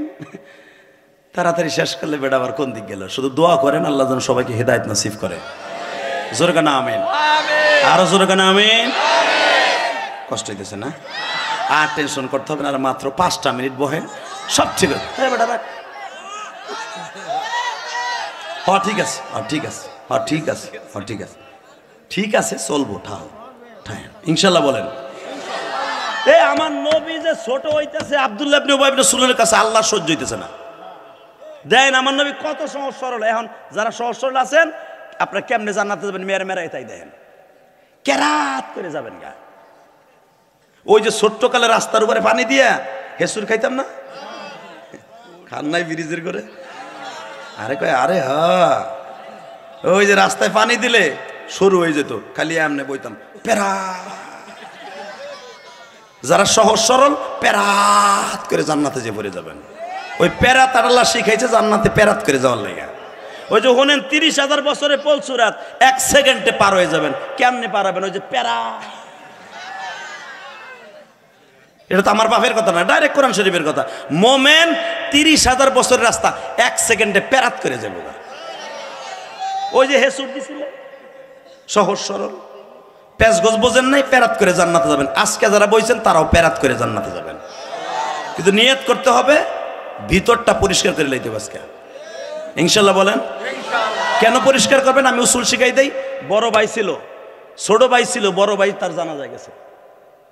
কতক্ষণ টাকা বড় চাচা বাতি যারা জানাজা করে কবরে থুইছে, তা আপনি কিসের গ্যারান্টি দেন আপনারা 50 বছর বাঁচবেন? আপনার জানাজারা কে করবে খালি এইটুক মাথায় রাখেন না। আমিও তো জানাজার সম্মুখীন হবে, আমি কি নিয়ে যাইতেছি, আমি কি নিয়ে যাইতেছি? বাজান দেবান আমার দিকে তাকাবেন আর চোখের পানি জড়াবেন। নবী আস্তে করে আব্দুল্লাহ ইবনে উবাই ইবনে সুলুল বলে দেন, কি সোজা সোজা, কি সোজা আমার নবী। আল্লাহু আকবার, আল্লাহু আকবার। যাই এইভাবে আমি একটু ধরি, আপনারা রাগ করে না। আমার নবী দুইটা পাঞ্জাবির আস্তিন ধরছে, ধরে কয় আপনার যদি পাও ধরা জাহাজ থাকতাম পাও ধরতাম। আপনার কাছে মাপ চাই, দেখেন আপনি যদি আমার কোনো অন্যায় হয়ে থাকে, যুদ্ধের থেকে যাওয়ার পরে আপনি আমার দিক তাকাইয়েন, যা কোন আমি সব মেনে নিব। দরকার আপনার উট খাওয়ানোর যে পানি আছে না, এই উটের পানি আমি নবী খাওয়াই দিব। হাদিস আছে, এক কথায় বোঝা যায় আপনার বাসার যে গোলামের কাজ করে ওইটা আমি দরকারে করে দেবো, কিন্তু আমার সাহাবীদের মনোবলটা নষ্ট করেন না। এখন যদি 300 লোক আপনি বাগাই লইয়া যান, 1000 লই আমি রওনা দিছি আমি সহ, 300 লোক চলে গেলে তাকে মন বল নষ্ট হয়ে যাবে, আমার ইসলাম নষ্ট হয়ে যাবে, ধ্বংস হয়ে যাবে, বেঈমানগুলো আমাদের পরে চড়াও হবে। আব্দুল্লাহ ইবনে উবাই ইবনে সুলুল বলে, মুহাম্মদ তুমি যত কথা কও কাজ হবে না। বাজান রে, যেখান থেকে বেঈমান ভাইগা আসছিল আমি গুনাহগার, এই তো রমজানটা থাকবো বাজান। আল্লাহ যদি নাই মক্কা মদিনায়, প্রতি রমজানে মক্কা মদিনায় থাকি, রমজানের 4 তারিখ আল্লাহ নিলে মক্কা মদিনায় চলে যাব গো। আমি আপনাদের জন্য দোয়া করব, শুধু এখন চোখের পানি ফেলায় কাঁদবেন। গত বছর রমজানে যখন আমার সাথে একটা হাজি ছিল, আপনাদের এই মাদারীপুর কালকিনির একটা হাজি ছিল আমার সাথে, ওই হাজি যখন উহুদের মাঠে গেছে গো বাবা, বিশ্বাস করেন 50-55 বছর বয়স হবে, দাড়িগুলা সবে মাত্র পাকছে। ও বাবা, মিরপুর একটা স্কুলের বাবা, বড় একজন ইংলিশ টিচার, আমার সাথে গেছে, শিক্ষিত মানুষ। হঠাৎ করে দেখি উহুদ পাহাড়ের উপরে বইয়া খতখত করে বাচ্চার মতো কাঁদে। আমি জিজ্ঞেস করলাম, হাদি সাহেব কাঁদেন কে? বলে, হুজুর এই যে কি সেই পাহাড়, যেই পাহাড়ে আমার নবী কাঁদছিল। আমার নবীর 3 দিন পর্যন্ত কোনো হুঁশ ছিল না গো।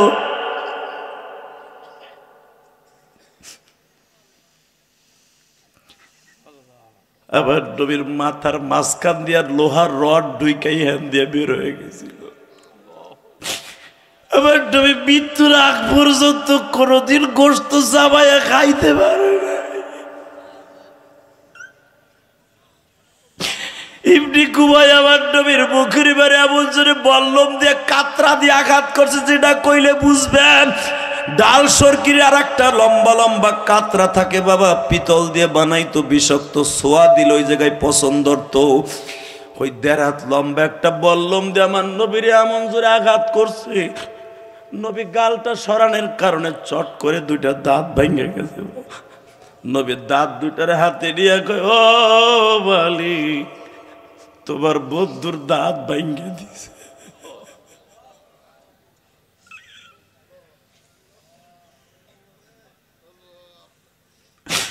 কত সহজ সরল আমার নবী, আমার এতিম নবী। কান্দে আর কয়, মালিক রে, আমারে মারছে, দাঁত ভাঙছে, লোহার করা গিলুর মধ্যে ঢুকিয়া গেছে, কষ্ট নাই, কিন্তু এই উহুদের বেঈমানদেরকে তুমি গজব দিও না। বাজান, এই যুদ্ধের নেতৃত্ব দিয়েছিলেন আবু জেহেলের বড় ছেলের নাম ইকরামা। ইকরামা কিন্তু কয় মাস পরে এখন কালেমা পড়বে।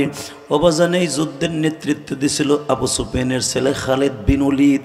দীপ্তকণ্ঠে আওয়াজ দিয়েন গো বাবা, খালিদ বিন ওলীদও কিন্তু ইসলাম কবুল করছে।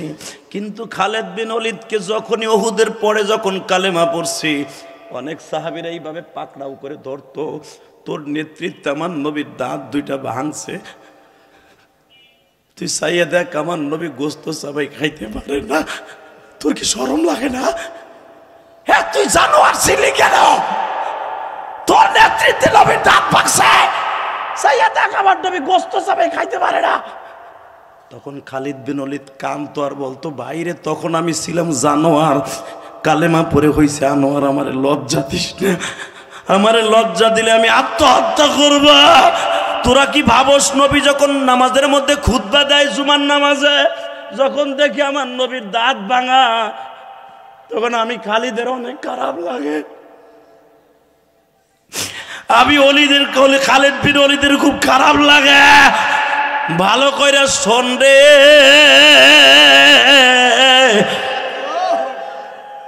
আবার নবীর দাঁত ভাঙা দেখলে আমি সহ্য করতে পারি না। ইকরামার সাহাবীরা গলা টিপা ধরতো, চাইয়া দেখ ওই দেখ নবীর দাঁত ভাঙা, নবী আবার গোস্ত খাইতে পারে না তো জন্য তোরা আজকে কালেমা বর্ষর নবীরে কি দেশর খ কালেমা বর্ষর তোরা তখন জান্নাত পাবি। আমার নবীর দাঁত কই থেকে দিবি, আমার নবীর দাঁত কই থেকে দিবি, আমার নবীর দাঁত কই থেকে দিবি খ।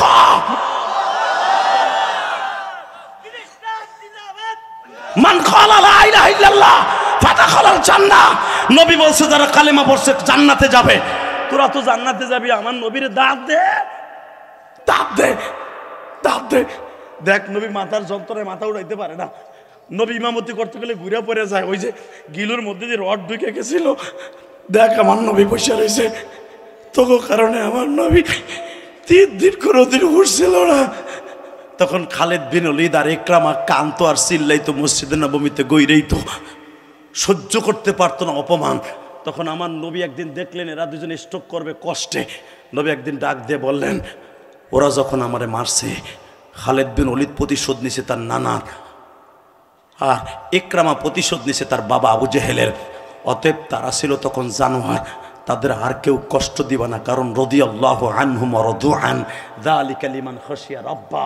আল্লাহ তাদের পরে রাজি হয়ে গেছে, তারাও আল্লাহর পরে রাজি হয়েছে। তোমরা যদি তাদের কষ্ট দাও তোমরা জাহান্নাম কিনবা না। এরপরে থেকে আর কোনোদিন কোন সাহাবী কষ্ট দিত না।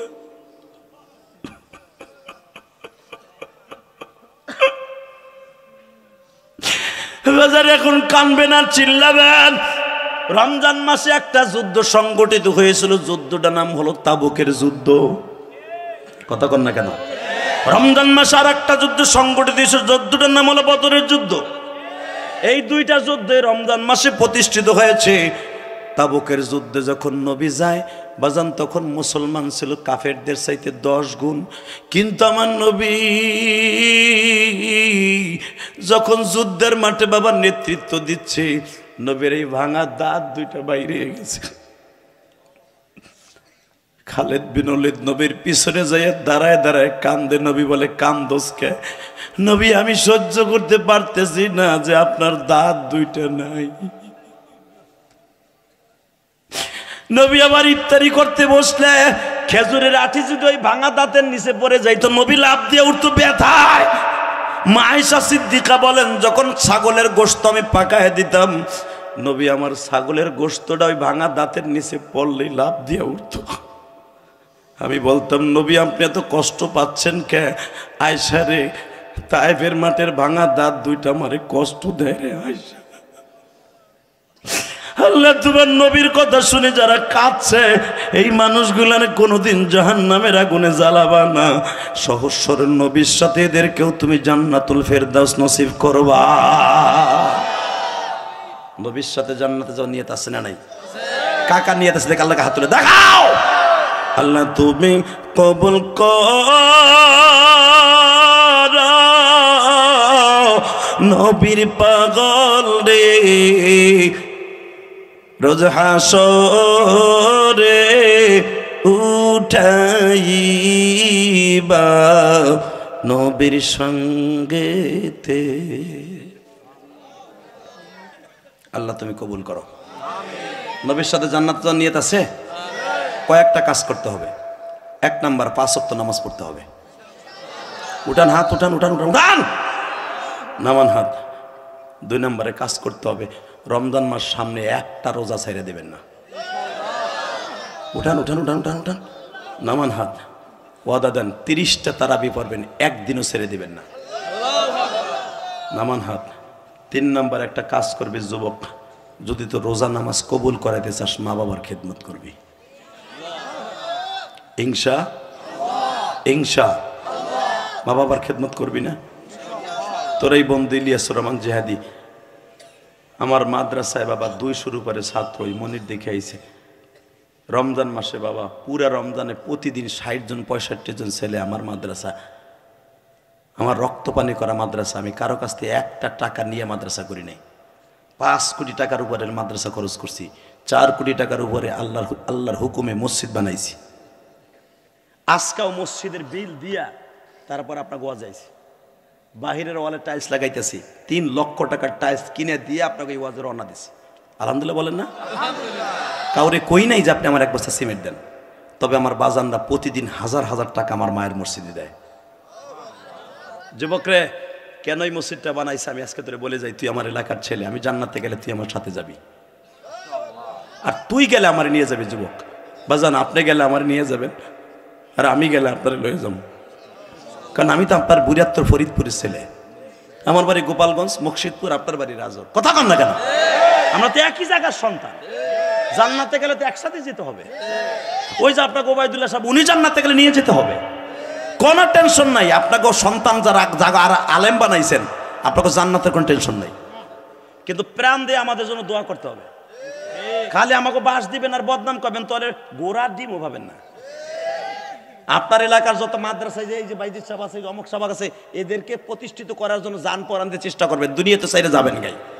এদের জন্য যখন চেষ্টা করবেন, এরকম মাদ্রাসা স্বাবলম্বী করবেন, ওই বেটা জান্নাতে গেলে আপনার ছুঁয়ে যাওয়ার কোনো সিস্টেম নাই। ওই চান্দুর, আমি চান্দুর থুয়ে যাওয়ার সিস্টেম নাই।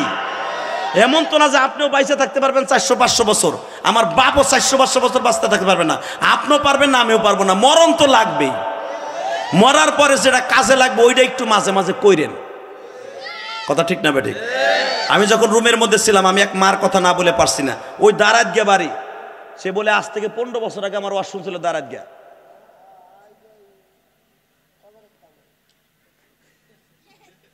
আপনি মোবাইলে কথা কইতে জানেন না? আলহামদুলিল্লাহ, যাক আমার চাচারা এখন ডিজিটাল হয়েছে। দাঁড়াত গিয়া এক মা ওয়াজ শুনতে আইছে, তার পোলারে, ছোট্ট পোলারে দিয়ে পাঠাই দিছে। আমি যে ঘরে রেস্ট লইছি, ওই ঘরটা কার? ঘুমের থেকে উঠছে খালাসি, রিজাউল খালাসির ঘরে। ওই মহিলা তার বাচ্চারে পাঠাই দিয়ে কয়, জিয়াদি সাহেবের ওয়াজ শুনে আমি ডেলি কান্দি, তোর আব্বা বিদেশ থাকে, তোর আব্বার নামে জিয়াদি সাহেবের মসজিদে 1000 টাকা দিয়ে যা, যে কবি আমার আব্বা আকামা নাই, আমার আব্বার জন্য কাগজ আল্লাহ বানাই দেয়। আলহামদুলিল্লাহ বলেন না? আর একটা মহিলা উমরায় আছে, টুঙ্গিপাড়া বাড়ি, মনে এলাকায় কে জানে আমাদের কথা কইলে মতে স্ত্রী উমরায় আছে। এই অবস্থায় সে আমার কাছে ফোন দিয়েছে, বাবা আমি তোমার অনেক ভক্ত, আমি মক্কা বিয়ে তোমার লেগে দোয়া করবো, তুমি আমার ছেলেটার লেগে দোয়া করো। আর একটা ছেলে পরীক্ষা দিছে, সে আমার মসজিদে 500 টাকা দিয়ে দোয়া আছে। আলহামদুলিল্লাহ বলতে পারলেন না? আমি কে কইছি যে দে। গতকালকে যিনি সভাপতি ছিলেন কসম করে বলছে, আল্লাহর আমার মসজিদে 10,000 টাকা দিয়ে কান দেয়। কি বলে জানেন? আমি ইটের বাটার মালিক, কিন্তু মসজিদ বানাইতে পারিনি। আপনি আপনার মায়ের জন্য মসজিদ বানাইছেন, আর আল্লাহ কইছে যারা মসজিদ বানাবে আমি আল্লাহ তাকে জান্নাতে ঘর বানাই দিব। সে আপনি 1 কোটি টাকা দেন আর 1000 টাকা দেন আর 1000 কোটি টাকা দেন, সবাই জান্নাতে। মসজিদে টাকা দিলে কোনদিনও লোকটা জাহান্নামে যাবে। মাকে 1 খিলি পানও খাওয়াইতে পারিনি। আমার মা যখন ওই ফতেপুরে জীবনের শেষ বিদায় দিয়ে দেয়, ফতেপুর চিনেন না? ট্যাকেরার ফতেপুর, আমাদের বাড়ি তো ট্যাকেরার। যখন ওখান থেকে আমার মা ফতেপুর 3 গাঙ্গের মাঝখানে, আমার মা খেওয়া নৌকাওয়ালারে বলতেছিল, এই খেওয়া নৌকা ভাই, কি তোমার ভাড়া কত? তখন 1 টাকা করে ভাড়া ছিল, একজন 1 টাকা 5 জন লইয়া সুইচ গেট নামাইতো। তো যখন 5 জন লইব, আমার মা কইতেছে, তুমি আর কেউ নিও না, আমি তোমার 5 টাকা দিলাম। আমার মনে আছে 1 টাকার নোট, 5টা নোট আমার মা খেওয়া নৌকার হাতে দিয়ে বলে, তুমি আমার ইলিয়াস রেখা নিয়ে যাবা, কারণ যদি ডুবে টুবে যায় স্রোতে। বাজান রে, আমি যখন নৌকায় উঠবো, আমার মা আমার বারবার বলে, ইলিয়াস রে নৌকায় ওঠার আগে আমার বুকের সাথে তুই মাথাটা দি, ওয়াদা দিয়া যে আমি মায়ের শুইয়া কোনোদিন মাদ্রাসা ছাড়বি না। আমি বললাম, তুমি কতবারই আমারে বিদায় দিলা, এইভাবে তো কোনোদিন কাকতি মিনতি করো নাই। হঠাৎ করে আমার মা কপালে চুমা দিয়া বলে, ইলিয়াস রে তুই আর কোনোদিন আইসা আমারে পাবি না।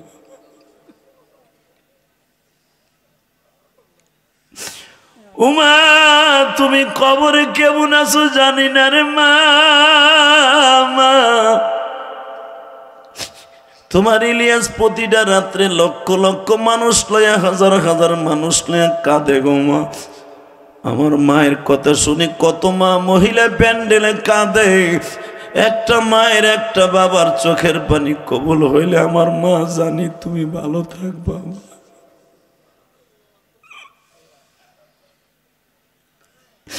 আমি 12 বছরের বন্ধু ইলিয়াস তোমারে বলিয়ে দিয়া যাই যুবক রে, আমি নৌকায় উঠিয়া যাইতে চাই, আমার হাতের মধ্যে 2টা পলিথিনের ব্যাগ, একটায় কাপড় চুপুর আর একটার মধ্যে মুড়ি চিড়ার ফরিদপুরের গুড়। আমার মা হাত ইশারা দিয়া বারবার বলে ইলিয়াস রে যাও গো বাবা যাও, বিপদে বললে মালিক রে ডাইকো আর আমি মার জন্য দোয়া কইরব। আমি কি জানতাম এটাই আমার মায়ের জীবনের শেষ কথা বাবা। হয়তোবা আমি ওই যাত্রায় মাদ্রাসায় যাইতাম না কোটালীপাড়ায়, কিন্তু আমি তো বুঝি নাই আমার মা আমারে বিদায় দিয়ে দেয়। আমি যখন সুচ গেট পার হয়ে গেলাম, বাসে উঠলাম, বাসের জানালার গিলাস সরায় দেখে আমার মা এখনো নদীর পাড়ে দাঁড়ায় রয়েছে। একটা জাতক পাখি যে আপনি তাকায় দেখে রে, এ প্রবাসী ভাইরা, তুমি যখন জীবনের প্রথম প্রবাসী গেছিলে, তোমার মা ভিজা কাপড় শরীরে দিয়া যায় না, মাঝে কাঁদছে আর চিল্লাইছে আল্লাহ আমার মনির রে ভালো রাইখ, আমার বিপ্লব রে ভালো রাইখ। তোমার মা ঈদের দিন কাপড় পরে নাই, কোরবানির গোশত খায় নাই, কেন জানো? তোমার মায়ের কেউ কাপড় পরাইতে পারে নাই, তুমি কাপড় পরছো কিনা বিদেশে। নবী এই জন্যই তো বলছে কোনদিন মায়ের চোখে পানি ফেলবা না, তোমার ব্যবহারে উফে ওয়ালা তানহারহুমা ওয়া কুল্লাহুমা কাওলান কারীমা। তোমার ব্যবহারে তোমার মা যেন শব্দটা ব্যথা পাইয়া না বের হয়, আমি আল্লাহ তোমারে কোনোদিন ক্ষমা করব না। যুবক, ইলিয়াস রহমান যাদের বুকটা ফাইরে দেখ, মায়ের জন্য কত যন্ত্রণা। তুমি যেই বয়সে মার হাতের খাবার খাও, আমি ইলিয়াস রহমান যদি ওই বয়সে মা মা কইয়া মাদ্রাসার বেডিং ভিজাইছি কাইন্দা কাইন্দা। যখনই মার কথা মনে পড়তো খালার বাড়ি আয়া পড়তাম। এইসব পুরো এই রাস্তা দিয়া কত হাজার বার তোমার ইলিয়াস রহমান জিয়াদি বন্ধু গেছে, কত হাজার বার। পুরা পকেটে পয়সা নাই, গজনের থেকে হাঁটতে হাঁটতে আসতাম এই রাস্তা দিয়া, ব্যানালায় নিত না পয়সা নেই লেগে। তখন 2 টাকা ছিল ব্যান ভাড়া, ইসুপুর পর্যন্ত যাইতে পারতাম না। আমি সেই ইলিয়াস রহমান জিহাদি। এই স্মৃতিগুলো মনে পড়ছে যখন আজকে 40 লাখ টাকা দামের গালিতে সরে যখন ওয়াজে আইছি, তখন মনে পড়ে গেছে এই ইলিয়াস তুই তো সেই ইলিয়াস, 2 টাকা ভ্যান ভাড়া দিয়ে এখান দিয়ে যাইতে পারোস, তাই আজকে 40-42 লাখ টাকা দামের গাড়ি দিয়ে চলে যাস। ভুলে যাইস না ইলিয়াস, আমি তোরে দিছি। তুই যেরকম মসজিদ মাদ্রাসা করছস তোর মার জন্য, যা তোর সঙ্গে যারা মার কথা কইয়া কানবে তাদেরকেও মাফ করবো, তোরও মাফ করবো। আমি ইলিয়াস রহমান জিয়াদি কসম করে বললাম, এই রাস্তা দিয়ে আসার সময় এটাই ভাবছি, কারণ এটা তো আমার সেই স্মৃতিপূর্ণ রাস্তা। এই দুর্গাপুরের দরে দারাতগের রাস্তাটা তো আমার স্মৃতিপূর্ণ, আমার রক্ত জড়ায় আছে। আমার মনে আছে আপনাকে এই ব্রিজটা তখন কাঠের ছিল, কাঠের ছিল না? এই কাঠের ব্রিজে থাকার সময় তখন আমি একটা সাইকেল কিনছিলাম, আমি তখন গওয়ারডাঙ্গা পড়ি, কাফিয়া পড়ি, খালার বাড়ি যাইতেছিলাম, কাঠের পোল দিয়ে যাইতেছি, হঠাৎ করে আমার চাকাটা পড়ে আমি কাইতে পড়ে গেছিলাম, আমার ঠোঁট কাইটে গেছিল। এই রক্তলে আমি খালার বাড়ি গেছিলাম, আমার খালাম্মা দেখে আধা ঘন্টা চিল্লাইছিল, তোরা কেডা কইছে সাইকেল চালাইতে? আরে আমার বাজান রে কি হইছে রে? আজকে সেখানে পিচ ঢালাই রাস্তা। এই ইলিয়াস তুই তো সেই ইলিয়াস যে ইলিয়াস এখানে ঠোঁট কেটে ফেলাইছিল। আমি কসম করে বলে গেলাম, যুবক, আমি প্রতিটা রাত্রে যেরকম আমার মায়ের জন্য কাঁদি, তুইও কাঁদবি তোর মার জন্য। প্রবাসী ভাইরা, যেরকম আমি কোটি কোটি টাকা খরচ করে মসজিদ মাদ্রাসা করছি, তুইও মাঝে মাঝে মসজিদ মাদ্রাসা, রাস্তাঘাট, কল্যাণমূলক কাজ এলাকায় করবি, তোর মা বাবা জান্নাতে হাসবে। রাজি আসো না? রাজি আসো না? রাজি আসা? শুধু একটা ওয়াদা দিয়ে যাই, 2011 সালে আমি আমার বাবাকে 11 লক্ষ টাকা খরচ করে হজ করাইছি। রাজরে কয়টা পোলা আছে আমার দেহা বেড়া, খালি আলেমুল আমার বাস দেশ ইলিয়াস রহমান জিহাদের খালি বদনাম কস। আমার বাবার আমি একসাথে, আমার আব্বা চিনবে না, এর লাগে আমি তো 2004 সাল থেকে হজে যাই। আমি ওই বছর না গেলেও পারতাম, আমি আমার আব্বার হেল্প করার জন্য আমি নিজে গেছি 2 বাপ বেটা। 11 সালে 4 ডিসেম্বর, বিপ্লব ভাই টাকার মালিক হতে পারবেন, টাকা নিয়ে যেতে পারবেন না। আমি জানি আপনার দান অনেক বড়, হাত অনেক বড়, মাঝে মাঝে এলাকার মসজিদগুলাকে দেখবেন, ইমাম সাহেবদের বেতন বাড়ায় দিবেন।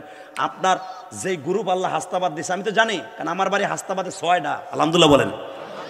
আপনার যেখানে ফ্যাক্টরি ওইখানেও আমার বাড়ি, আপনার ফ্যাক্টরির সাথে আমার বাড়ি। এই আমি সব কিছু আপনার জানি। মাঝে মাঝে আপনার মসজিদের ইমাম সাহেবের বেতন আপনার পক্ষ থেকে প্রতি মাসে 2000 করে দিবেন, আপনি নিজে ব্যক্তিগত প্রত্যেকটা মসজিদের বেতন বাড়ায় দিবেন। আপনি যখন মরে যাবেন, এই আলফা গ্রুপ আপনার ছেলে হোক আর মেয়ে হোক এই দায়িত্ব নিবে, আর ইমাম সাহেব আপনার ফ্যাক্টরির দায়িত্ব নিবেন, আপনার জান্নাতের দায়িত্ব নিবে। আমি গ্যারান্টি দিয়ে বলে গেলাম। ইমাম সাহেব বলবে বিপ্লবের মতো ছেলে হয় না, আল্লাহরে মাফ করে দিও। এই যে আমি কোটি কোটি টাকা খরচ করে মসজিদ করছি, কেন কদমতলী সার্বিক কাউন্টারের সাথে ইলিয়াস রহমান জাহিদি চলে যাবে, মসজিদ তার মাথায় করে আমি গোপালগঞ্জ নিয়ে আসতে পারবো না। হয়তো আমার লাশটা আমার মায়ের কাছে নিয়ে আসবে মুর্শিদপুরে, কিন্তু আমার মসজিদটা নিয়ে আসতে পারবে না। যারাই নামাজ পড়বে কিয়ামত পর্যন্ত, তারাই ইলিয়াস রহমান জিহাদের কথা বইয়া দোয়া করতে হবে। ঠিক বলছি না? ঠিক বলছি। তা আমার মসজিদে যারা টাকা দেয় অগজন্য তো জান্নাতের দোয়া করতে হবে। শুধু আমার দিকে তাকান। এই যুবক, আমি আমার বাবাকে 2011 সালে হজ করাইতে নিয়ে গেলাম। 9 ডিসেম্বর আমার মনে আছে হাজি সাহেব, 9 ডিসেম্বর আরাফার মাঠে চলে যাবার 3 দিন পরে 12 ডিসেম্বর আমরা আরাফারে যাব। 11 সালে আমার আব্বারে কাবাঘরের সামনে চিন্তা করলাম একটা সুন্দর সুবর্ণ সুযোগ। আমার আব্বা বাইসে আছে, জিজ্ঞেস করবেন। সুবর্ণ সুযোগ। আমার কথায় যে আপনি কান দেন এমনি এমনি না। বাংলাদেশে বহুত বক্তা আছে, আমার সাথে এলেমের দিক দিয়েও বড়, আমলের দিক দিয়েও বড়, শুরুর দিক দিয়ে বলো, মাগার আমার মতো স্টেজ জমায় কান্দানো বক্তা কম আছে।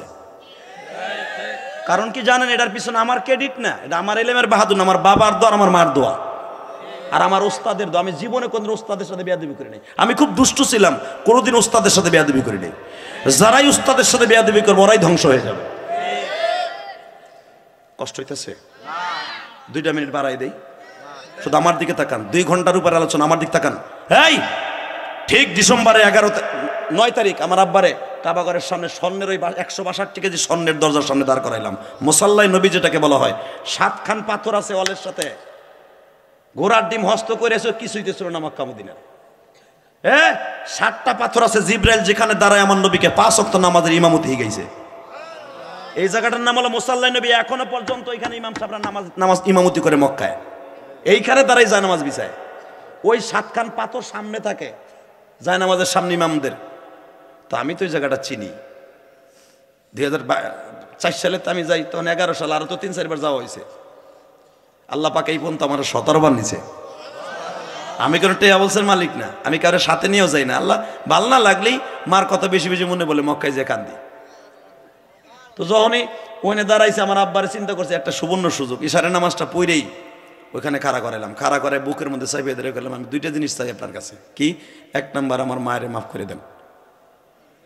কারণ আমি জানি পৃথিবীর কোনো স্বামী যদি তার স্ত্রীর মাপ না করো, স্ত্রী যদি রাবেয়া বস্ত্রী হয়ে যায়, সে জাহান্নামী জাহান্নামী জাহান্নামী।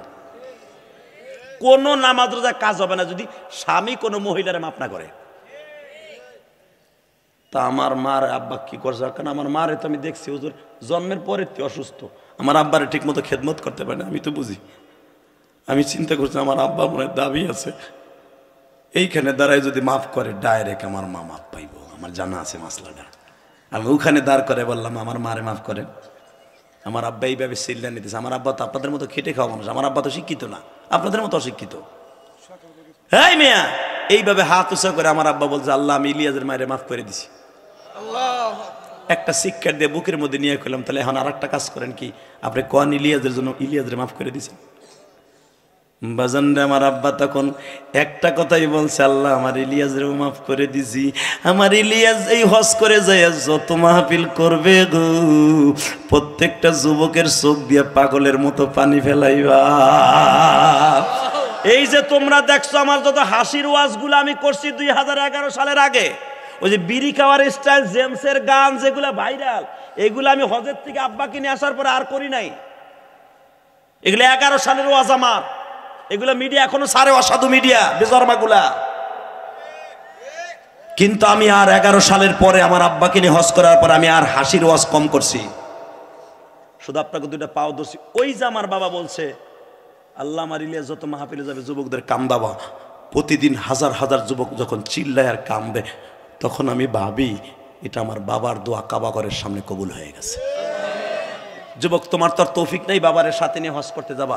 তোমার এখন সুযোগ আছে রমজানের আগে রমজান কবুল করার জন্য 30টা সেকেন্ড ওই যুবকগুলো এখন লাভ দিয়ে দাঁড়াবা, যাদের বাবাই ময়দানের মধ্যে আছে, যাদের বাপ এই মাঠে আছে, তারা একটু দাঁড়াও তো। কার কার বাবা এই মাঠে আছে দাঁড়া, কার কার বাপ এই মাঠের মধ্যে বসে আছে তারা দাঁড়াবা। বাড়িতে যারা আছে, কবরে যারা আছে তারা না, যাদের বাপ এই মাঠে বইয়া রয়েছে তারা দাঁড়াবা। যাদের বাপ এই মাঠে আছে তারা যুবক, এই ভলান্টিয়াররা দাঁড়াও। তোর জীবন আজকে ধন্য হয়ে যাবে, তোর জীবন আজকে ধন্য। আমি জিহাদি বলে গেলাম, তোর রোজা এই বছর থেকে কবুল হওয়া শুরু হয়ে যাবে। জীবনে তুই কোন দেশে যাইতে চান, Spain, German, Japan, London, Canada, তুই যেতে পারবি যদি এখন তোর বাবার দোয়া কবুল হয়। 30টা সেকেন্ডে বলবো যে এই যুবকগুলো দাঁড়াইছে তাদের বাবাগুলো দাঁড়ান। এখন বাপগুলো দাঁড়ান, বাপগুলো দাঁড়াইতে বলছি, বাপগুলো দাঁড়াও। বাবাগুলো দাঁড়াইতে বলছি, বাপগুলো দাঁড়াও। ছেলেগুলো দাঁড়াইছে, বাপগুলা কি বাপগুলো দাঁড়াই ছেলেটারে জান্নাতি বানাবেন না আপনি? আপনার মতো কিপটা বাবার থাকতে পারে, তাড়াতাড়ি দাঁড়ান। বাপগুলো দাঁড়ান, বাবাগুলো দাঁড়ান। ছেলেগুলো দাঁড়াইছে, বাপগুলো দাঁড়ান। দেখ অনেক বাবা কান্না শুরু হয়ে গেছে। আব্দুল কাদের জিলানির বাবার মতো আপনি বুকি নিয়ে এখন মাফ করে দিবেন। আমি বলার সাথে যুবক পাগলের মতো দৌড় দিয়ে বাপরে জড়াই ধরে আমার মতো চিল্লাবি। আমি চিল্লাইছি কাবাগরের সামনে, তুই চিল্লাবি ময়দানে। সব লজ্জা শরম বাদ দিয়া দে, দৌড় দে, দৌড় দে যুবক। এই রাসূলের যুবক, দৌড় দে, দৌড় দে, দৌড় দে, দৌড় দে। একটা দৌড় দিয়ে বাপরে বুকের মধ্যে নিয়ে কামতে থাক, একটা দৌড় দিয়ে বাপরে বুকে নিয়ে কামতে থাক। সারিসটা বাবার বুকটা সারিসটা। যুবতী বোন, তোমার মা তোমার কাছে আছে না? রাবেয়া বস্ত্রে যদি হইতে চাও, রোজা নামাজ যদি কবুল করাইতে চাও, একটা দৌড় দিয়ে তোমার মার বুকের মধ্যে পড়ে কান্দো, কামতে থাক, ছাড়বি না, ছাড়বি না যুবক। বাবার বুকটা ছাড়িস না।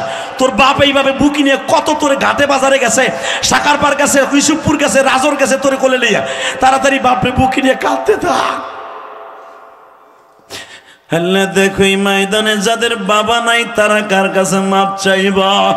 আল্লাহ যাদের বাবা নাই তারা বসে বসে কান্দে গো। যাদের বাবা আছে তারা কাঁদলো, যাদের মা আছে, মহিলা প্যান্ডেলে মা না থাকলে বড় বোনটারে জড়াই ধরে কান্দা। ও দাড়ি ফাঁকা বাজান, বাবা নাই, বড় ভাইটা কি আছে না? বড় ভাইটা বাবার মতো মনে করে বুকের মধ্যে নিয়ে কান্দেন, কান্দেন। ভাইটারে জড়াই ধরেন না, ভাইটারে জড়াই ধরে কান্দেন না। ভাইটার একটু জড়িয়ে দেন, কত মজা লাগে। বাবা তো নাই, কারে ধরবেন? বাবার তো নাই। মহিলা প্যান্ডেলে এক জালে আর এক জালের বুকে নিয়ে কান্দেন। এই জালে যখন জালের কাছে মাপ চায়, আল্লাহর জান্নাতের দরজা টাস টাস করে খুলে যায়। শাশুড়ি যখন বৌমারে বুকে নিয়ে দোয়া দেয়, টাস টাস করে জান্নাতের দরজাগুলো খুলে যায়। আল্লাহ কবুল করে, জোর করে আমিন। বসেন, বসেন। আজকের মাহফিল কবুল, জোর করে মারহাবা। মহিলা প্যান্ডেলে যারা মার কাছে মাফ চাইছে তাদেরকে মাফ করে দাও আল্লাহ, এদের জীবনটাকে সুন্দর করে দাও। ইনশাল্লাহ দোয়া করব, ইনশাল্লাহ বলেন। এই মাহফিলটা আজীবন হোক, আপনারা চান না? চান, চান মাহফিলটা আজীবন হোক, চান তো? যে মাহফিল ছেলে কানতে পারলেন, মাহফিলটা হওয়ার দরকার আছে না? এই ছেলেগুলাকে সহযোগিতা করবেন না? আমারে বলে দেয় নাই, আমি শুধু প্যান্ডেলটারে সুন্দর করে দিয়ে যাই। আগামী বছর মাহফিলটা হোক 30টা সেকেন্ডে। আপনার আব্বা নাই, আপনার কবর, বাবার কবরটা জান্নাতের প্যান্ডেল হবে। আগামী বছর যদি মাহফিল হয় 1 সেকেন্ডে দাঁড়াবেন, কোনো এদিক সেদিক তাকাবেন না। আমার বাবার কবরটা জান্নাতের টুকরা বানাইতে, আমার বাবা আমাকে পথে খাইটা, রাস্তায় খাইটা আমাকে মানুষ কেন, আমার বাবা আজকে কবরে 3খানা কাপড় নিয়ে ঘুমাই রয়েছে। আমার বাবার কবরটা জান্নাতের প্যান্ডেল করার জন্য আগামী বছর এই প্যান্ডেলটা করতে যত টাকা লাগবে, আমি 30 সেকেন্ডে দাঁড়াইলাম, আমি প্যান্ডেলের খরচ আগামী বছর দেবো। কে আছেন কোন? সময় 30 সেকেন্ড। আগামী বছর প্যান্ডেলের খরচ কে দিবে? আগামী বছর 30 সেকেন্ড চলে যাইতেছে। আগামী বছর প্যান্ডেল করতে যত টাকা লাগে আপনি দিবেন। কি নাম আপনার? হ্যাঁ, বাড়ি কোথায়? সিনোয়ারে মনে নারাই থাকবে। আল্লাহ কি নাম? চাস্তো ভাই। কিরণ। আল্লাহ তুমি কিরণ মানে সূর্য, আর বাবা মা আর সন্তানকে তুমি কিরণ বানাই দিও। জোর কানা আমিন। 30 সেকেন্ডে বলবে আগামী বছর মাইকের খরচ কে দিবে? মাইকের খরচ 30 সেকেন্ড। মাইকের খরচ মাইক মনির দেবে, মাইক। জোর কান মারহাবা। 30 সেকেন্ডে বলবে আগামী বছর হোগলা, যেটা বসে আজকে জান্নাতের জন্য কানছেন, এই হোগলার খরচ কে দিবে?